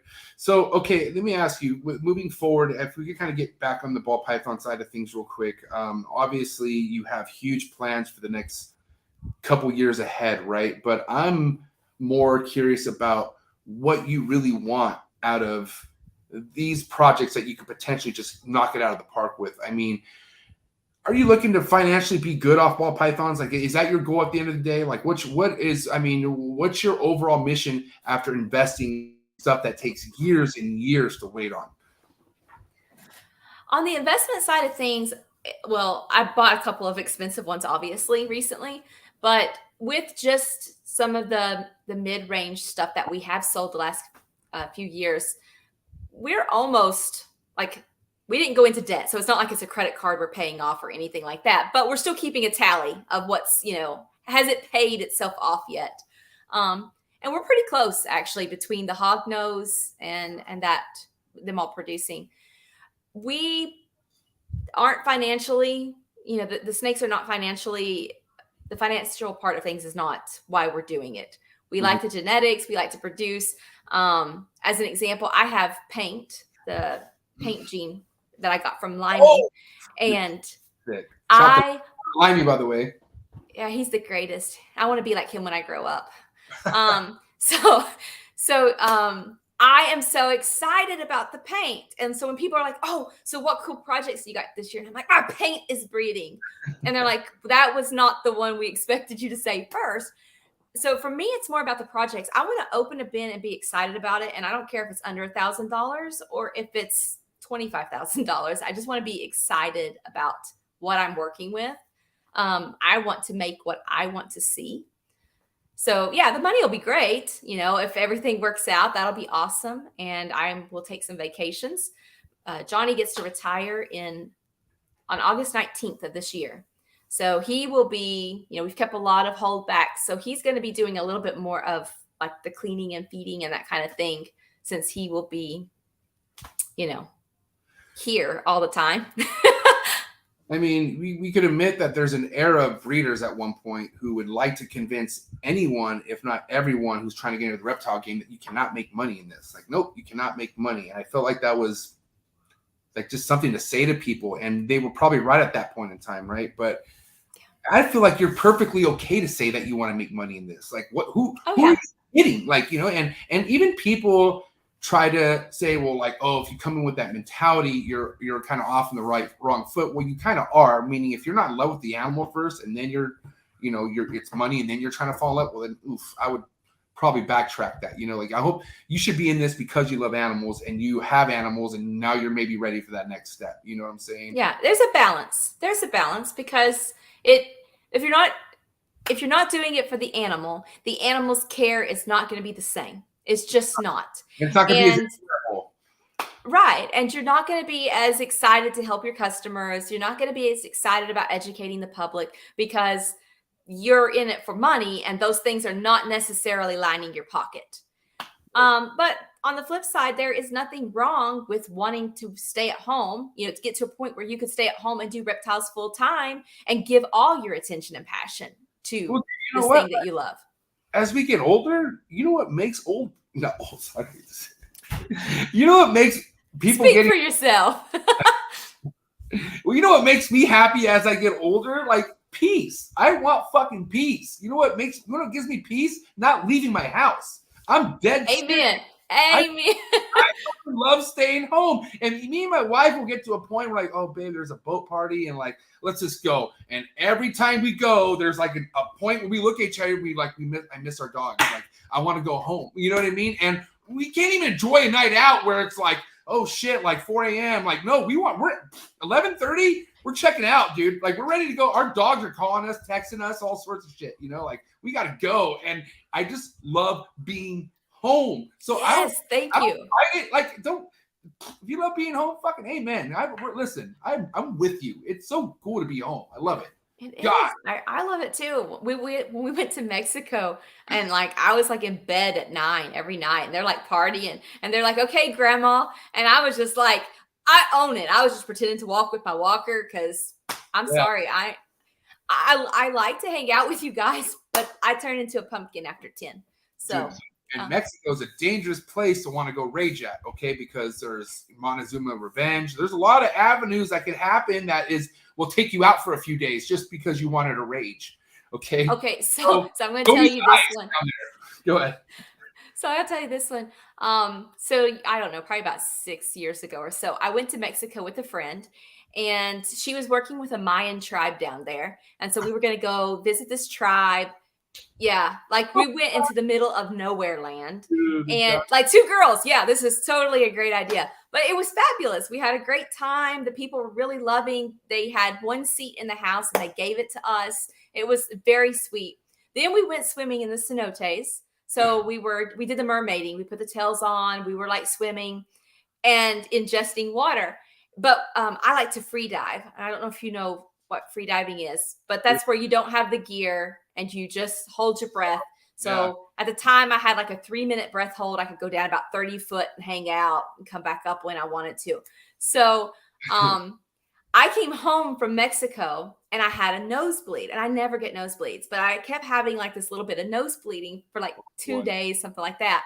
So I tell Johnny this and I'm like, honey, I just want to let you know, since I got back from Mexico, I feel fine, but I'm having a little bit of a nosebleed. So just in case something happens, that's the symptom that I've been dealing with. And he goes, okay. And I said, well, just in case it's like a brain eating amoeba, like what if I got one from the water? And he's like, okay, honey. So then he comes in the next day and he says, is your nose still bleeding? And I said, oh no, it's perfectly fine today. And he goes, poor little amoeba, starved to death. That is too much. It wasn't enough up there for it to eat. Oh my God.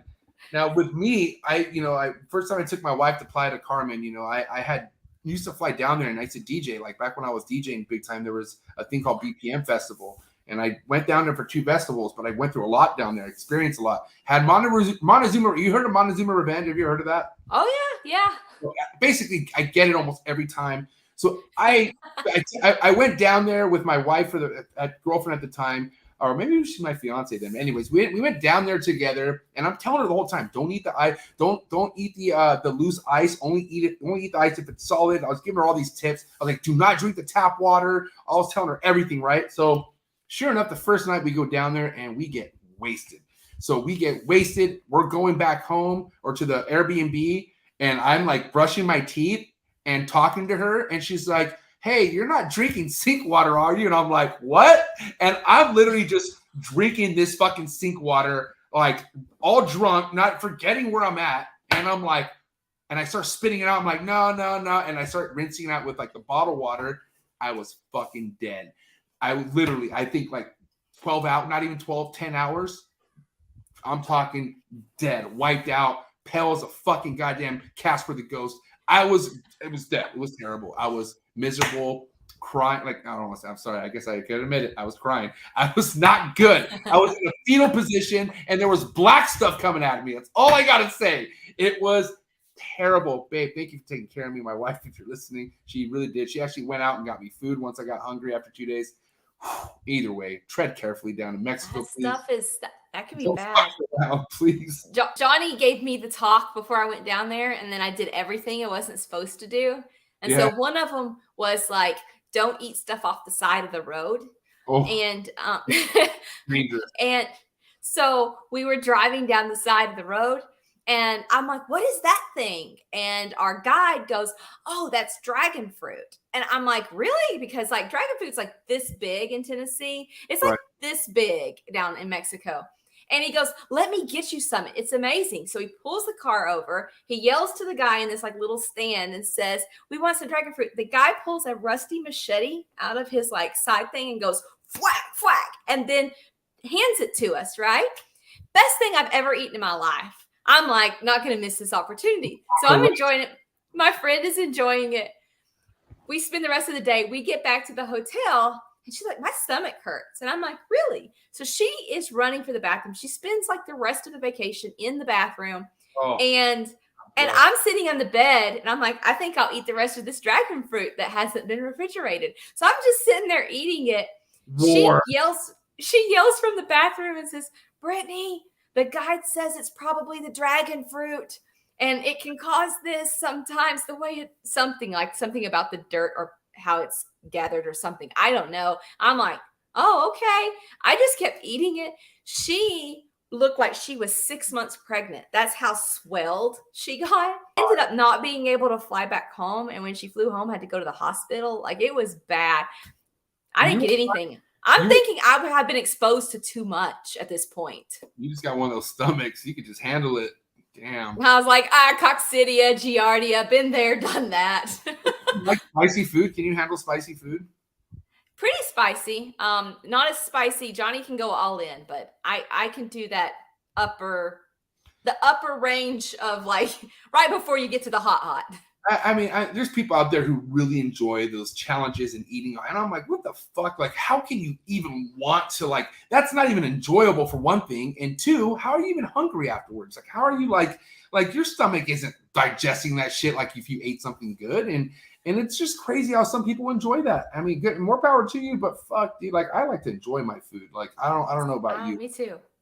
I prefer to enjoy it. Although it's funny watching somebody else do it. So I haven't posted the video yet, but I bought Johnny. The hottest thing on earth is supposedly a piece of bubble gum. And it's like 16 million Scoville units or something. It's insanely hot. And the challenge is to chew it long enough to blow a bubble. And I got it for him and I almost killed him. And shout out to the biggest cap in the comments. My boy Matt Summers having the nerve to say he could eat spicy food. This guy can't even drink milk. I don't know what you're talking about, Matt, but don't sit here. He goes on all the road. When I do my remote podcast, he's my travel manager, so he's with me all the time. So I know how weak his stomach is. This man is not about the spicy game. Knock it off, Matthew. Don't lie to my people right now, okay? Damn guy. Anyways. All right, listen. I have a question that I feel like I'm curious what your mindset is on this, because like we were talking about earlier, how it shouldn't be uncommon to talk about money and making and ball pythons breeding, right? But what do you feel like the realization is of anyone getting into this, attacking that $5,000, $10,000, $15,000 market ball python production and being like keeping that sustainable? There's some people who say that it's not going to be sustainable selling snakes like that year after year. Like you might get lucky, but for you to reach those projects, doesn't make any sense. I'm curious where your mind is with that. We haven't really seen a problem with that. I think for me, like when somebody asks my opinion, is don't just run out and buy what you can necessarily afford at that moment, because there's a lot of people that are like, I'm going to start with the $500 snake. And again, there are successful people that have done this. This is this is not me casting shade or anything like that. But a $500 animal takes the same amount of electricity, work, everything that a $1,500, a $2,000, a $3,000 animal. It's all the same amount of work. So if you could just save a little bit longer and invest a little bit more into something that's going to hold that value a little bit more and give you a little bit better return on investment, I would say do that rather than saying, well, I'm going to start with the 500 and breed it and make money to buy the next step. No, just be patient and work on that next step. We have found that. Oh, go ahead. No. Go ahead. You finish, please. I was going to say, we've especially found that $1,500 to even the $4,000 range, those will go quick. I mean, if you are working with projects and that are, have a lot of interest in them, and you're maintaining a good presence online, taking decent photos of the animals, because you can have the most beautiful animal on earth, but if you take crap photos, it's probably not going to look that great. And you're not going to get that much interest. Facts. Yeah. So, and then if you have an attitude online or you don't respond to customers, that's also not going to be a point in your favor. But if your passion is obvious and you're taking care of these animals and you pick some projects, I mean, like I said, we have not had any problem with those. On your higher end animals, I have Stranger. Okay. I am not going to breed Stranger to 15 different females, because one, that's going to flood the market. That's not how things work, and it's not a wise decision. So just because you have a high-end animal, don't look at it as like, oh, I'm going to get this boy for $10,000 and breed it to everything. You're going to flood the market, and you're not going to make a lot of money. That has to be so true, because think about the stuff that you stock. Like, think about all the Stranger stuff you make. You're going to get desperate with some of that stuff at some point. That means you're going to have to lower the price or do something that you got to do to get rid of that snake. And I feel like that's a position you don't want to be in.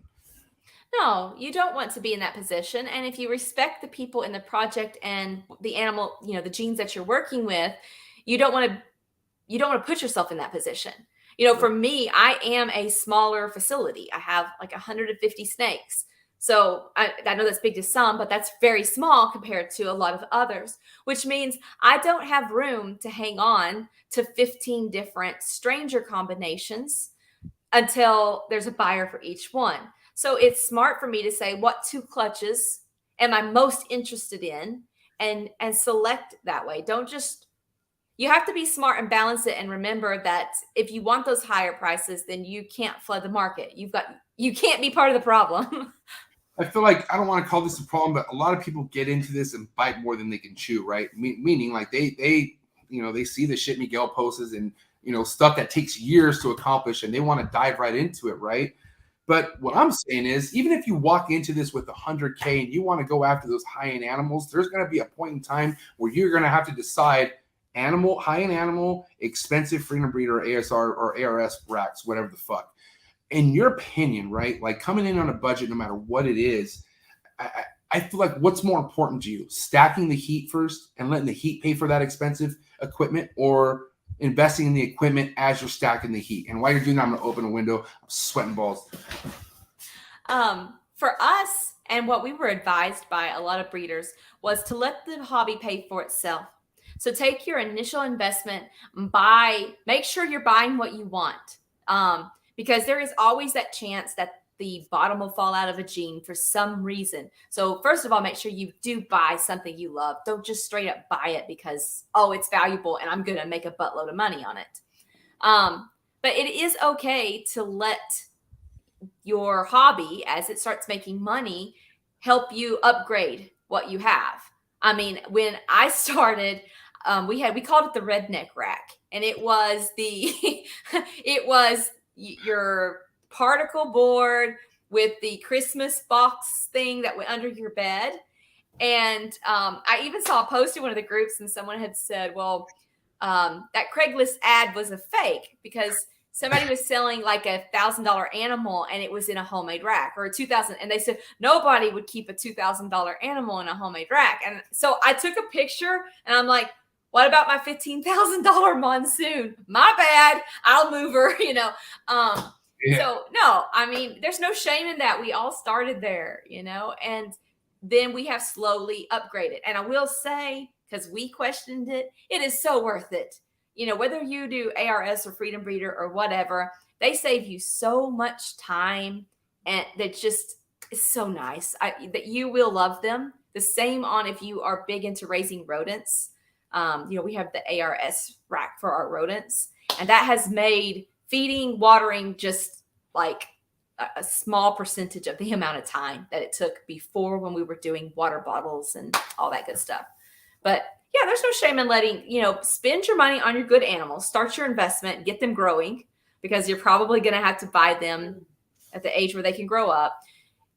Even if you have $100,000 to blow, don't blow it all on one project. You've got to think about it like a portfolio. Diversify your investment.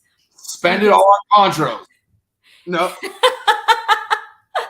Just kidding. Well, I mean, yeah, so you want some monsoons? Great. Now, clowns are like an evergreen. Everybody's going to always love clowns. So get you some nice clown combos if you like those. Don't just be like, I am going all in and buying every single thing of this gene. No, you gotta be smart about it, because you will find buyers, but how many buyers are you going to find for that particular thing? And Right. And you have to remember that this is also, it's like collector cards. There is a buyer for that animal, but that buyer might not be looking right now. It's So timing, all timing. And, and another thing too, it's like, kind of going back to, because I don't know, you got to admit this, as much as it's easy to breed ball pythons or snakes, it's not meant for everybody. Like there's certain attention to detail you have to have. Like, and if you're not really like, I feel like if you have OCD, this is a great game for you. Like if you're somebody who needs things to be the way they should be all the time, well then as long as you figure it out the right way, you're good. This is gonna be a good place for you. But then you have some people that just don't have the eye, that some people that just don't see, like, okay, there's an empty water bowl. Why not? Like they don't get it. You know what I mean? So do you have any recommend? And I'm somebody, I don't want to waste time. I don't want to waste somebody's time either. So sometimes I do recommend if they're get in a position to where they could inquire a proven breeder female and maybe get their feet wet a little bit sooner than the stuff you're raising. Do you kind of feel like that's a necessary thing to do sometimes too, to kind of see if someone's meant to do this before they go all in and drop fucking 20, 30, 40K in snakes? I did that, and I think it's great, because if you think about it, like in my case, I have no patience. That is not a gift. It's not a gift that I have. So Right. It was like, I wanted babies now. And this is super embarrassing, but like I bought a proven breeder female pinstripe for $125. And that is not super exciting, but it was exciting to me, and that's what mattered. I got to practice, I had researched everything, but if you think about it, you're going from like, otherwise my first clutches might have been $10,000 clutches. That could be scary. So I got to actually, did I do the incubation right? Do I have the humidity perfect? Is my incubator working? And it lets you kind of get the swing of things before your high-end animals really start producing, and then you're going to be like truly devastated if you lose an egg because your humidity was off in your incubator. Plus, it's all excitement. You know, we do this because we love it, and it can be, you can get a little bit drugged down if it's like your season's slow, you're not producing, you know. And there's breeders that are moving those pieces. You know, I'm moving a couple of females over the next year that are wonderful females with great genes, but I have their offspring, which has another gene, and I need the space. So I will be thrilled that they'll go into another program to help another new breeder kick a project off earlier than having to wait that 2 to 3 years to start producing. So I think it's a great way if you can, you know, if you can swing it. I think it's great. It's great to go ahead and get excited about the hobby. Yeah, you know, I mean, at the end of the day, it's like, I don't know, man. I get people so excited to want to get things going, and what I mean is like the logo, the sticker swap, the like all this stuff. Like you don't like. There's so much process you haven't even been through yet, you know, and even that, like, you know, that costs money. Getting a logo made, like, you're literally investing shit that you don't even know if you're cut out for yet, you know. And as much as it's easy to be influenced, like, dude, you meet people, you get along with them, and you see like, wow, you're really good at this. I want to be where you're at, but you don't understand like the kind of work and patience people had, you know. Like when people look at Justin's productions and they think that's attainable after a couple of years, like, no, dude. Hello, did you not see his fucking video in college wearing glasses, fucking showing fucking ball pythons out of a drawer? Like, this guy's been about this for years. Like, no one's ever touching him, you know, and that's just because everyone's doing their own thing at this point. So, but what I'm saying, a lot of these things that people are just drooling over are things that were just, you know, premeditated for years. Like, it's just not, you know, it's I feel like some people just need to be more real with themselves, you know, and as much as it is, like, I even have friends who legitimately think breeding ball pythons is a fucking pyramid scheme.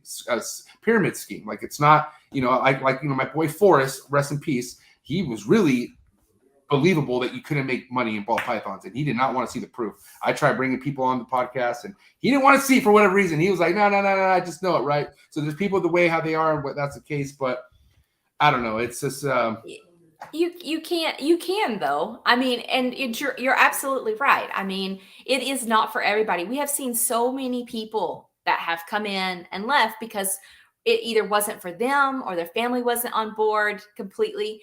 And it is a lot of work. I mean, right. People don't understand, you know, just like Justin, okay, he's got a team that helps him. But we traveled to Arizona with him last year, and it was crazy. Actually, was it this year? Oh, it was this year. But it was crazy because he was always working. Like, he would take off and he would hike or whatever. But as soon as he got an internet signal, he was answering messages for people. He was checking things. He was working on things. And it's like, it's not easy. It's not like this is going to be a boom and I'm done. You know, we made, like I said, this has not been a busy year for us just because we haven't produced a lot this year. We're about to start having clutches back to back to back, but we've mostly just been selling stuff that was born last year. Right. But we've made like $60,000 this year.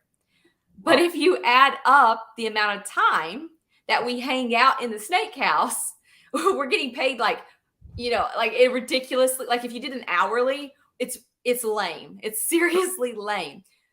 That's not to say it's not like we didn't make money. And again, this is a year where we're not even hardly doing anything. It hasn't even really started, but that's still a big chunk of change.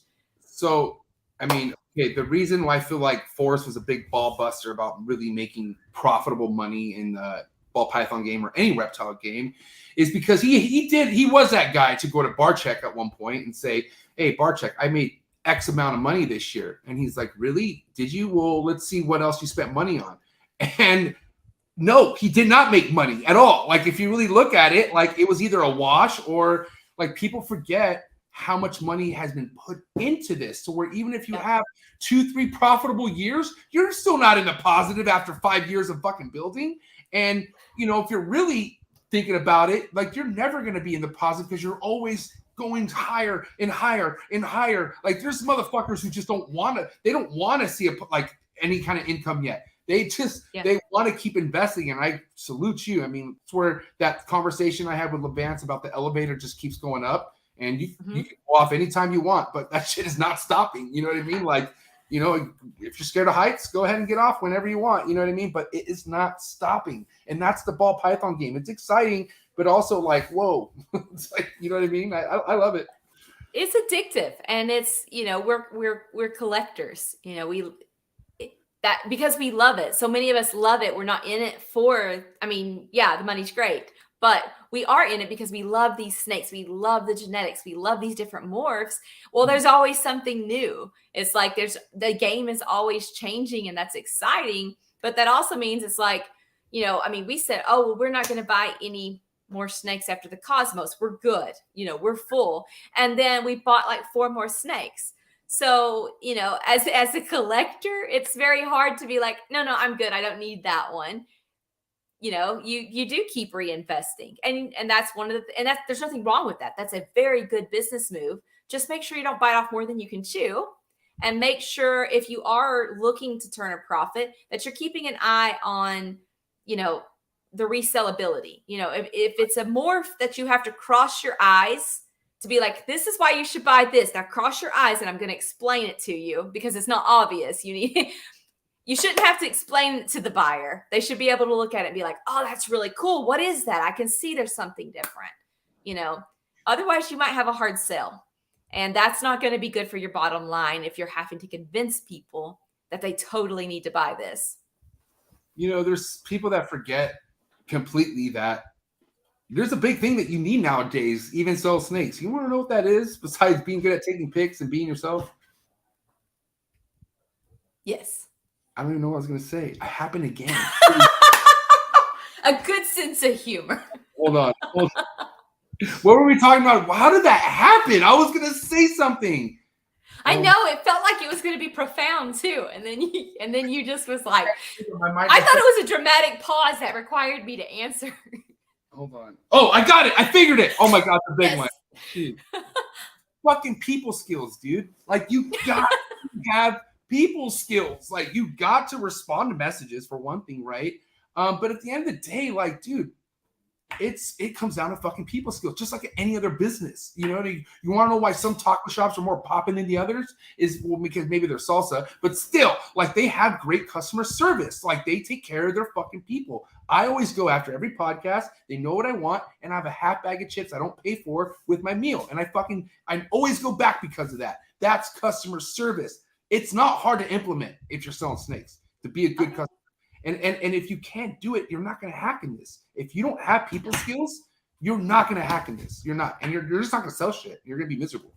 Oh, no, you're not. And like for myself, I am fine with people. I enjoy being around people, you know, with a limit. But then I am totally cool being alone in my house with no one around. I could live as a hermit with 16 cats in the middle of nowhere land, and, you know, easy. Just make friends with Bigfoot because I've heard he's not a talker. So I would totally be okay with that. But I do care about the people that I'm working with, whether it's a partner in a project or whether it's a buyer. And, you know, you can do your stickers. I mean, and this is no, like, I mean, I have stickers. I have a whole thing of stickers. See, I got my artwork on my stickers too. Oh, it's not going to show. There we go. There we go. So, I mean, yeah, there's nothing wrong with having, you know, the cute packaging and the stickers and the logos and all that. That is great presentation, making the buyer as happy as possible when they open that box, having fun with the community, swapping stickers. Those things are all really awesome. And, you know, if you want to do a YouTube channel and live streams and all that, that's awesome too. But don't forget the root of it. The root of it is take care of your animals, care for your animals like they deserve, and then care for your buyers. You know, I mean, they don't care how much pretty stuff you put in your box or how big your following is if they get an animal that isn't what they thought it was going to be, you know? How would you feel, or like, what do you feel like the line is drawn when you have somebody who doesn't have much pull? Like, let's say you have somebody who's just kind of new into this, like, right? Like, let's just say I came into this, I knew nobody, but I knew you. Like, you were my good friend, right? And so X, and X, did this to me where it was pretty fucked up. You know what I'm saying? Like, and you know, maybe you have some relation to the person who did something wrong to me, right? I mean, at what point do you think someone should help someone out and bridge or get involved or help, you know, because like I said, there's some people who do kind of get the lower end of the stick just because they don't know enough people, or they don't have the balls to say anything, or they just don't want any drama. They just, hi, I'm just here and I just want to start things, right? But there's got to be a point, you know, where something gives, you know. And I feel like there's a lot of people who've been in this long enough, see some of this bullying or other shit going around, and they don't kind of step up and kind of like help the person out. So I'm just saying, should there be a line you feel like that should never be crossed, just with amount of just to respect anybody just because they're a human? You know, I feel like I don't know. I feel like some of these people should be defended at some point. Yeah, I think for me, I've always tried to make it as much as I possibly can. I'm not going to judge somebody based on what somebody else says about them. I will make my own decision based on, you know, my dealings with them, because we also have to remember that as humans, we all make mistakes. And at some point, we're going to make a mistake, and it might be a really sucky one. And we need that second chance too. And we can also grow, and our opinions can change. And something we said years ago may not be what we say now. So I think, one, we have to cut humans some slack. Two, I don't think that there should be these lines of like, you're new and you're not. And, you know, we're all in this together. We should all be friends. It's all cool. If someone needs help, you shouldn't be trying to see what's going to be in it for you if you're going to help them out. That's a huge one. I like that. And then with the drama thing, and I saw this in the cat world, and I used to advise some cat people that were newer because they would get so upset, and they would have been done wrong by a breeder. But it was like we all knew that breeder would do people wrong, but they were just so big with such a big presence that it wasn't, no matter what you said, it wasn't going to stop them from continuing to sell animals and do their thing, because they were very personable and people fell in love with them and you would believe them. So, you know, and I would see new breeders that would get an animal from them that was sick. And it was like, yeah, we know, we've been there, we've done that. And they say, I'm going to take them on. I'm going to go make this big post about them. And I'm going to, you know, blah. And I would tell them, you're going to start a war.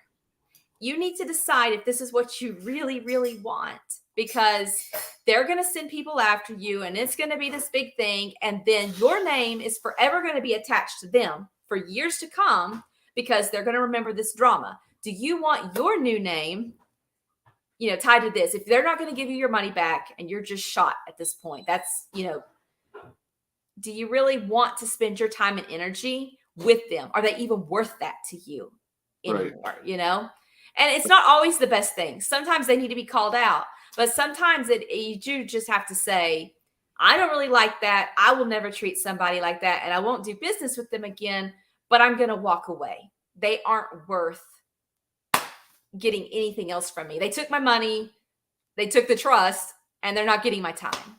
But sometimes, Brittany, it's a little deeper than that. It's people that, like, you know, they used to look up to or something. You know what I mean? And that's where it could kind of get fucked up too. I mean, there's people who only have certain people, get fucked over by them, and they just dip out and they're like, fuck it, you know, fuck this. And some people we don't want. I mean, I've had people who left because of bad situations come back, and they're on their way to doing something big. So you understand, it's good that we have them back. You know, and this is going to kind of be my wrap-up question before we get into the hot seat questions. But I'm curious about anyone out there. What's your advice for anyone out there looking for a mentorship and just doesn't know how to attain it? You know, like there's some people who don't even know that they're being misled. You know, like there's some fucked up people out there. People that, I mean, I was one of them. This is why I love Miguel so much, because I was a part of a realm where like this one guy who I looked up to at one point, almost like Miguel, was telling me stuff that was very misleading. I fucking fed it up for a whole year until I found out that this guy was fucking taking me for a ride and thought it was funny.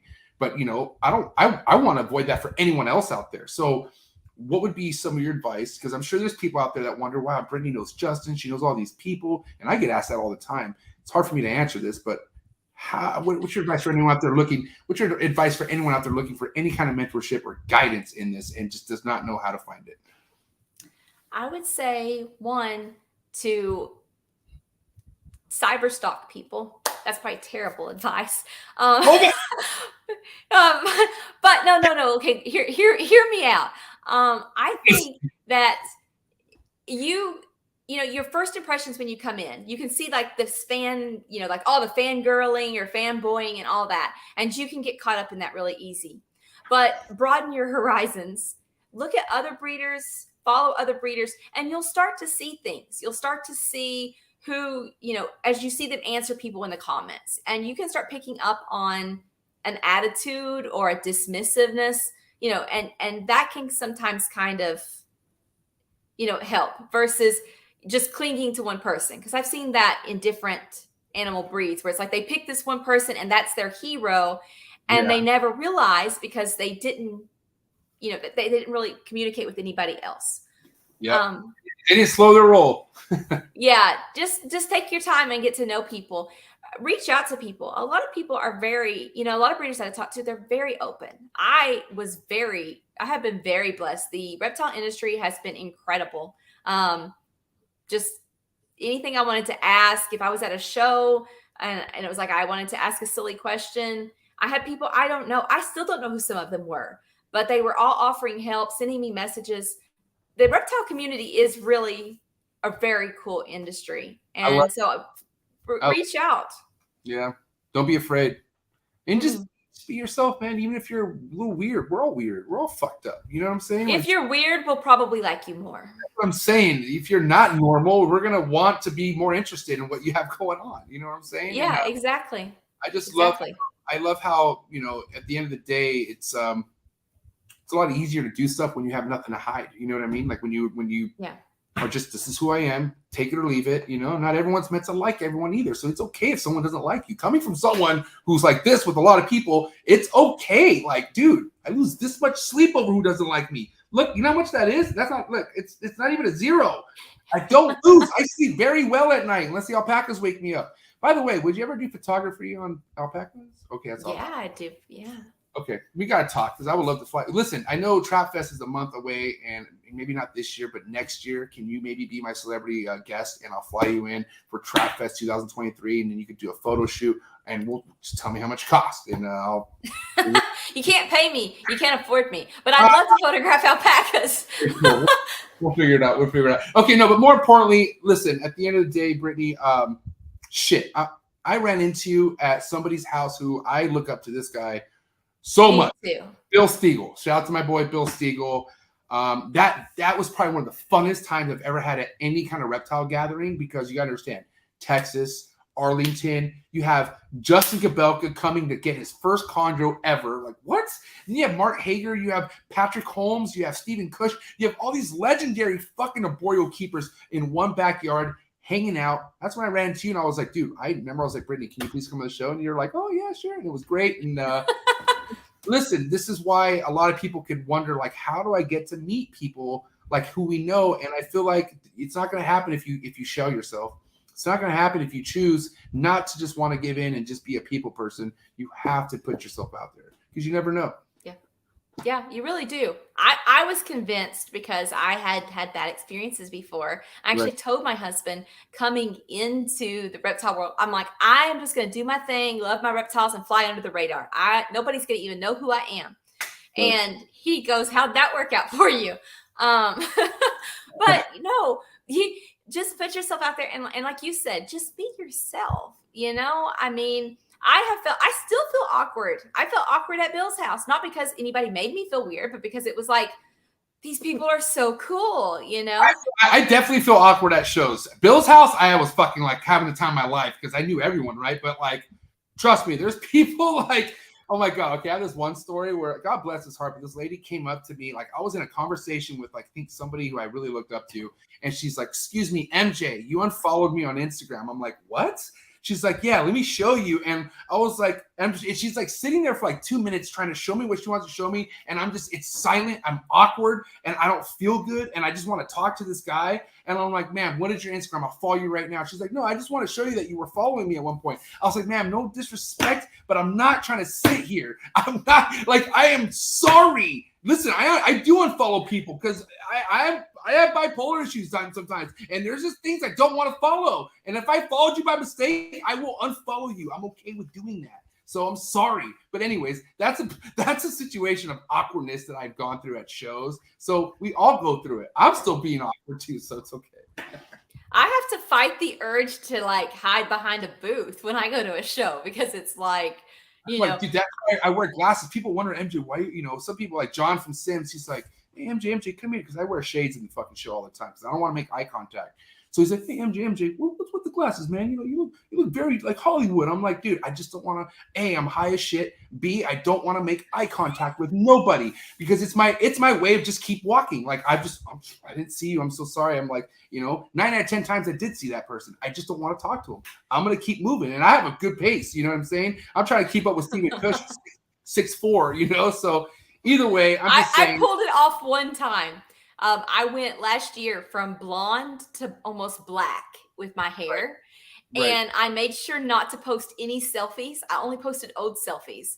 And then I showed up at the show and I made it through the first 30 minutes, being able to look at everything. And people were going. And I was like, keep your head down, keep your head down. Then finally I heard John Feagley and he just yells, he's like, what the blank did you do to your hair? And then everybody goes. And I was like, busted, man. 30 minutes. I got 30 minutes of like, just I'm getting to just like walk around. Oh my God, I love it. Well, listen, Brittany, this has been amazing. 2 hours and 10 minutes. Oh my God, it flew by. But thank you. This was so great. Now we have hot seat questions. You're not just out of the loop quite yet. You got to go through these hot seat questions, and it's getting fuzzy. It's getting fuzzy. No, you're good. The bars are full. You're good. You're lying to me. All right, here we go. Hot seat questions for Brittany Gobbles coming in hot. I don't need an explanation. Just shoot these out. Okay, you ready? Hot seat questions coming in hot. Frozen thought or live? Live. A cut or no cut? Wait, is that like A cut? Oh, no cut? Yes. On what day? After the first one pips.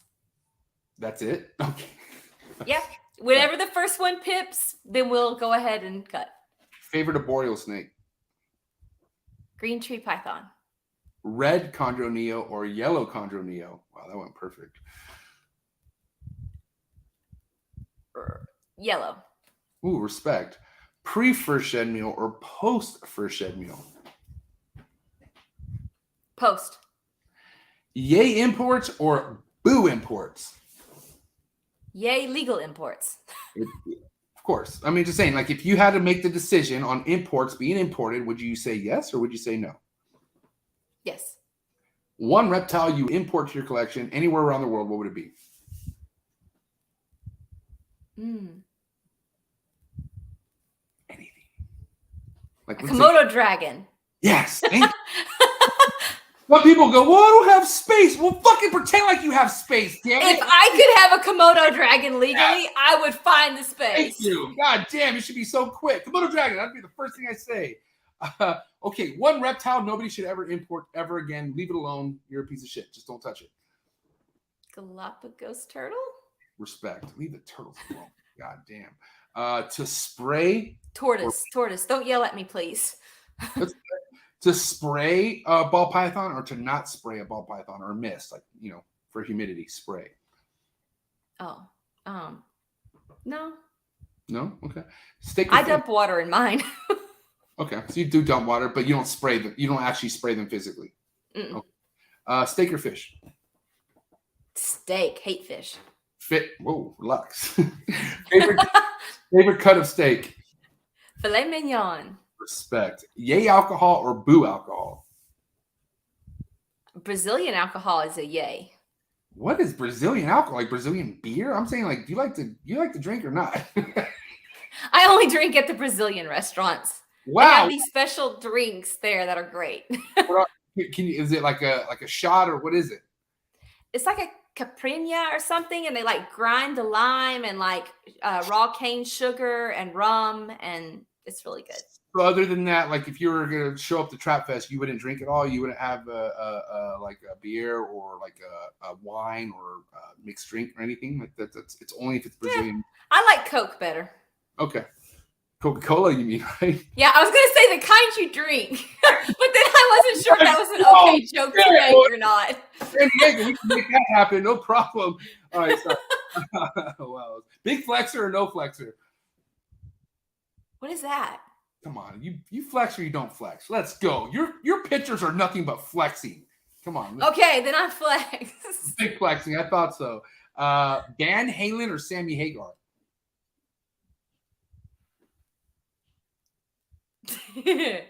Sam Hagar. Really? You don't know? You just make that up? I totally just made that up. Wow. Okay. What's your favorite genre of music? Weird Al Yankovic. What? Dude, I used to have this cassette, but I mean, that's not really. I mean, god damn, that guy. Is that really your choice of music? If you want to listen to my choice of music jumps from country to rap to Weird Al Yankovic, and then classical, and then back around again. Okay, West Coast rap or East Coast rap? East Coast. Favorite East Coast rapper? Excuse me. Eminem. Sure, yeah, it's Detroit. Good job. Let's see. Little word association. First thing to come to mind: milk, cookie, substrate, cedar, FedEx shipping, ew, ovulation.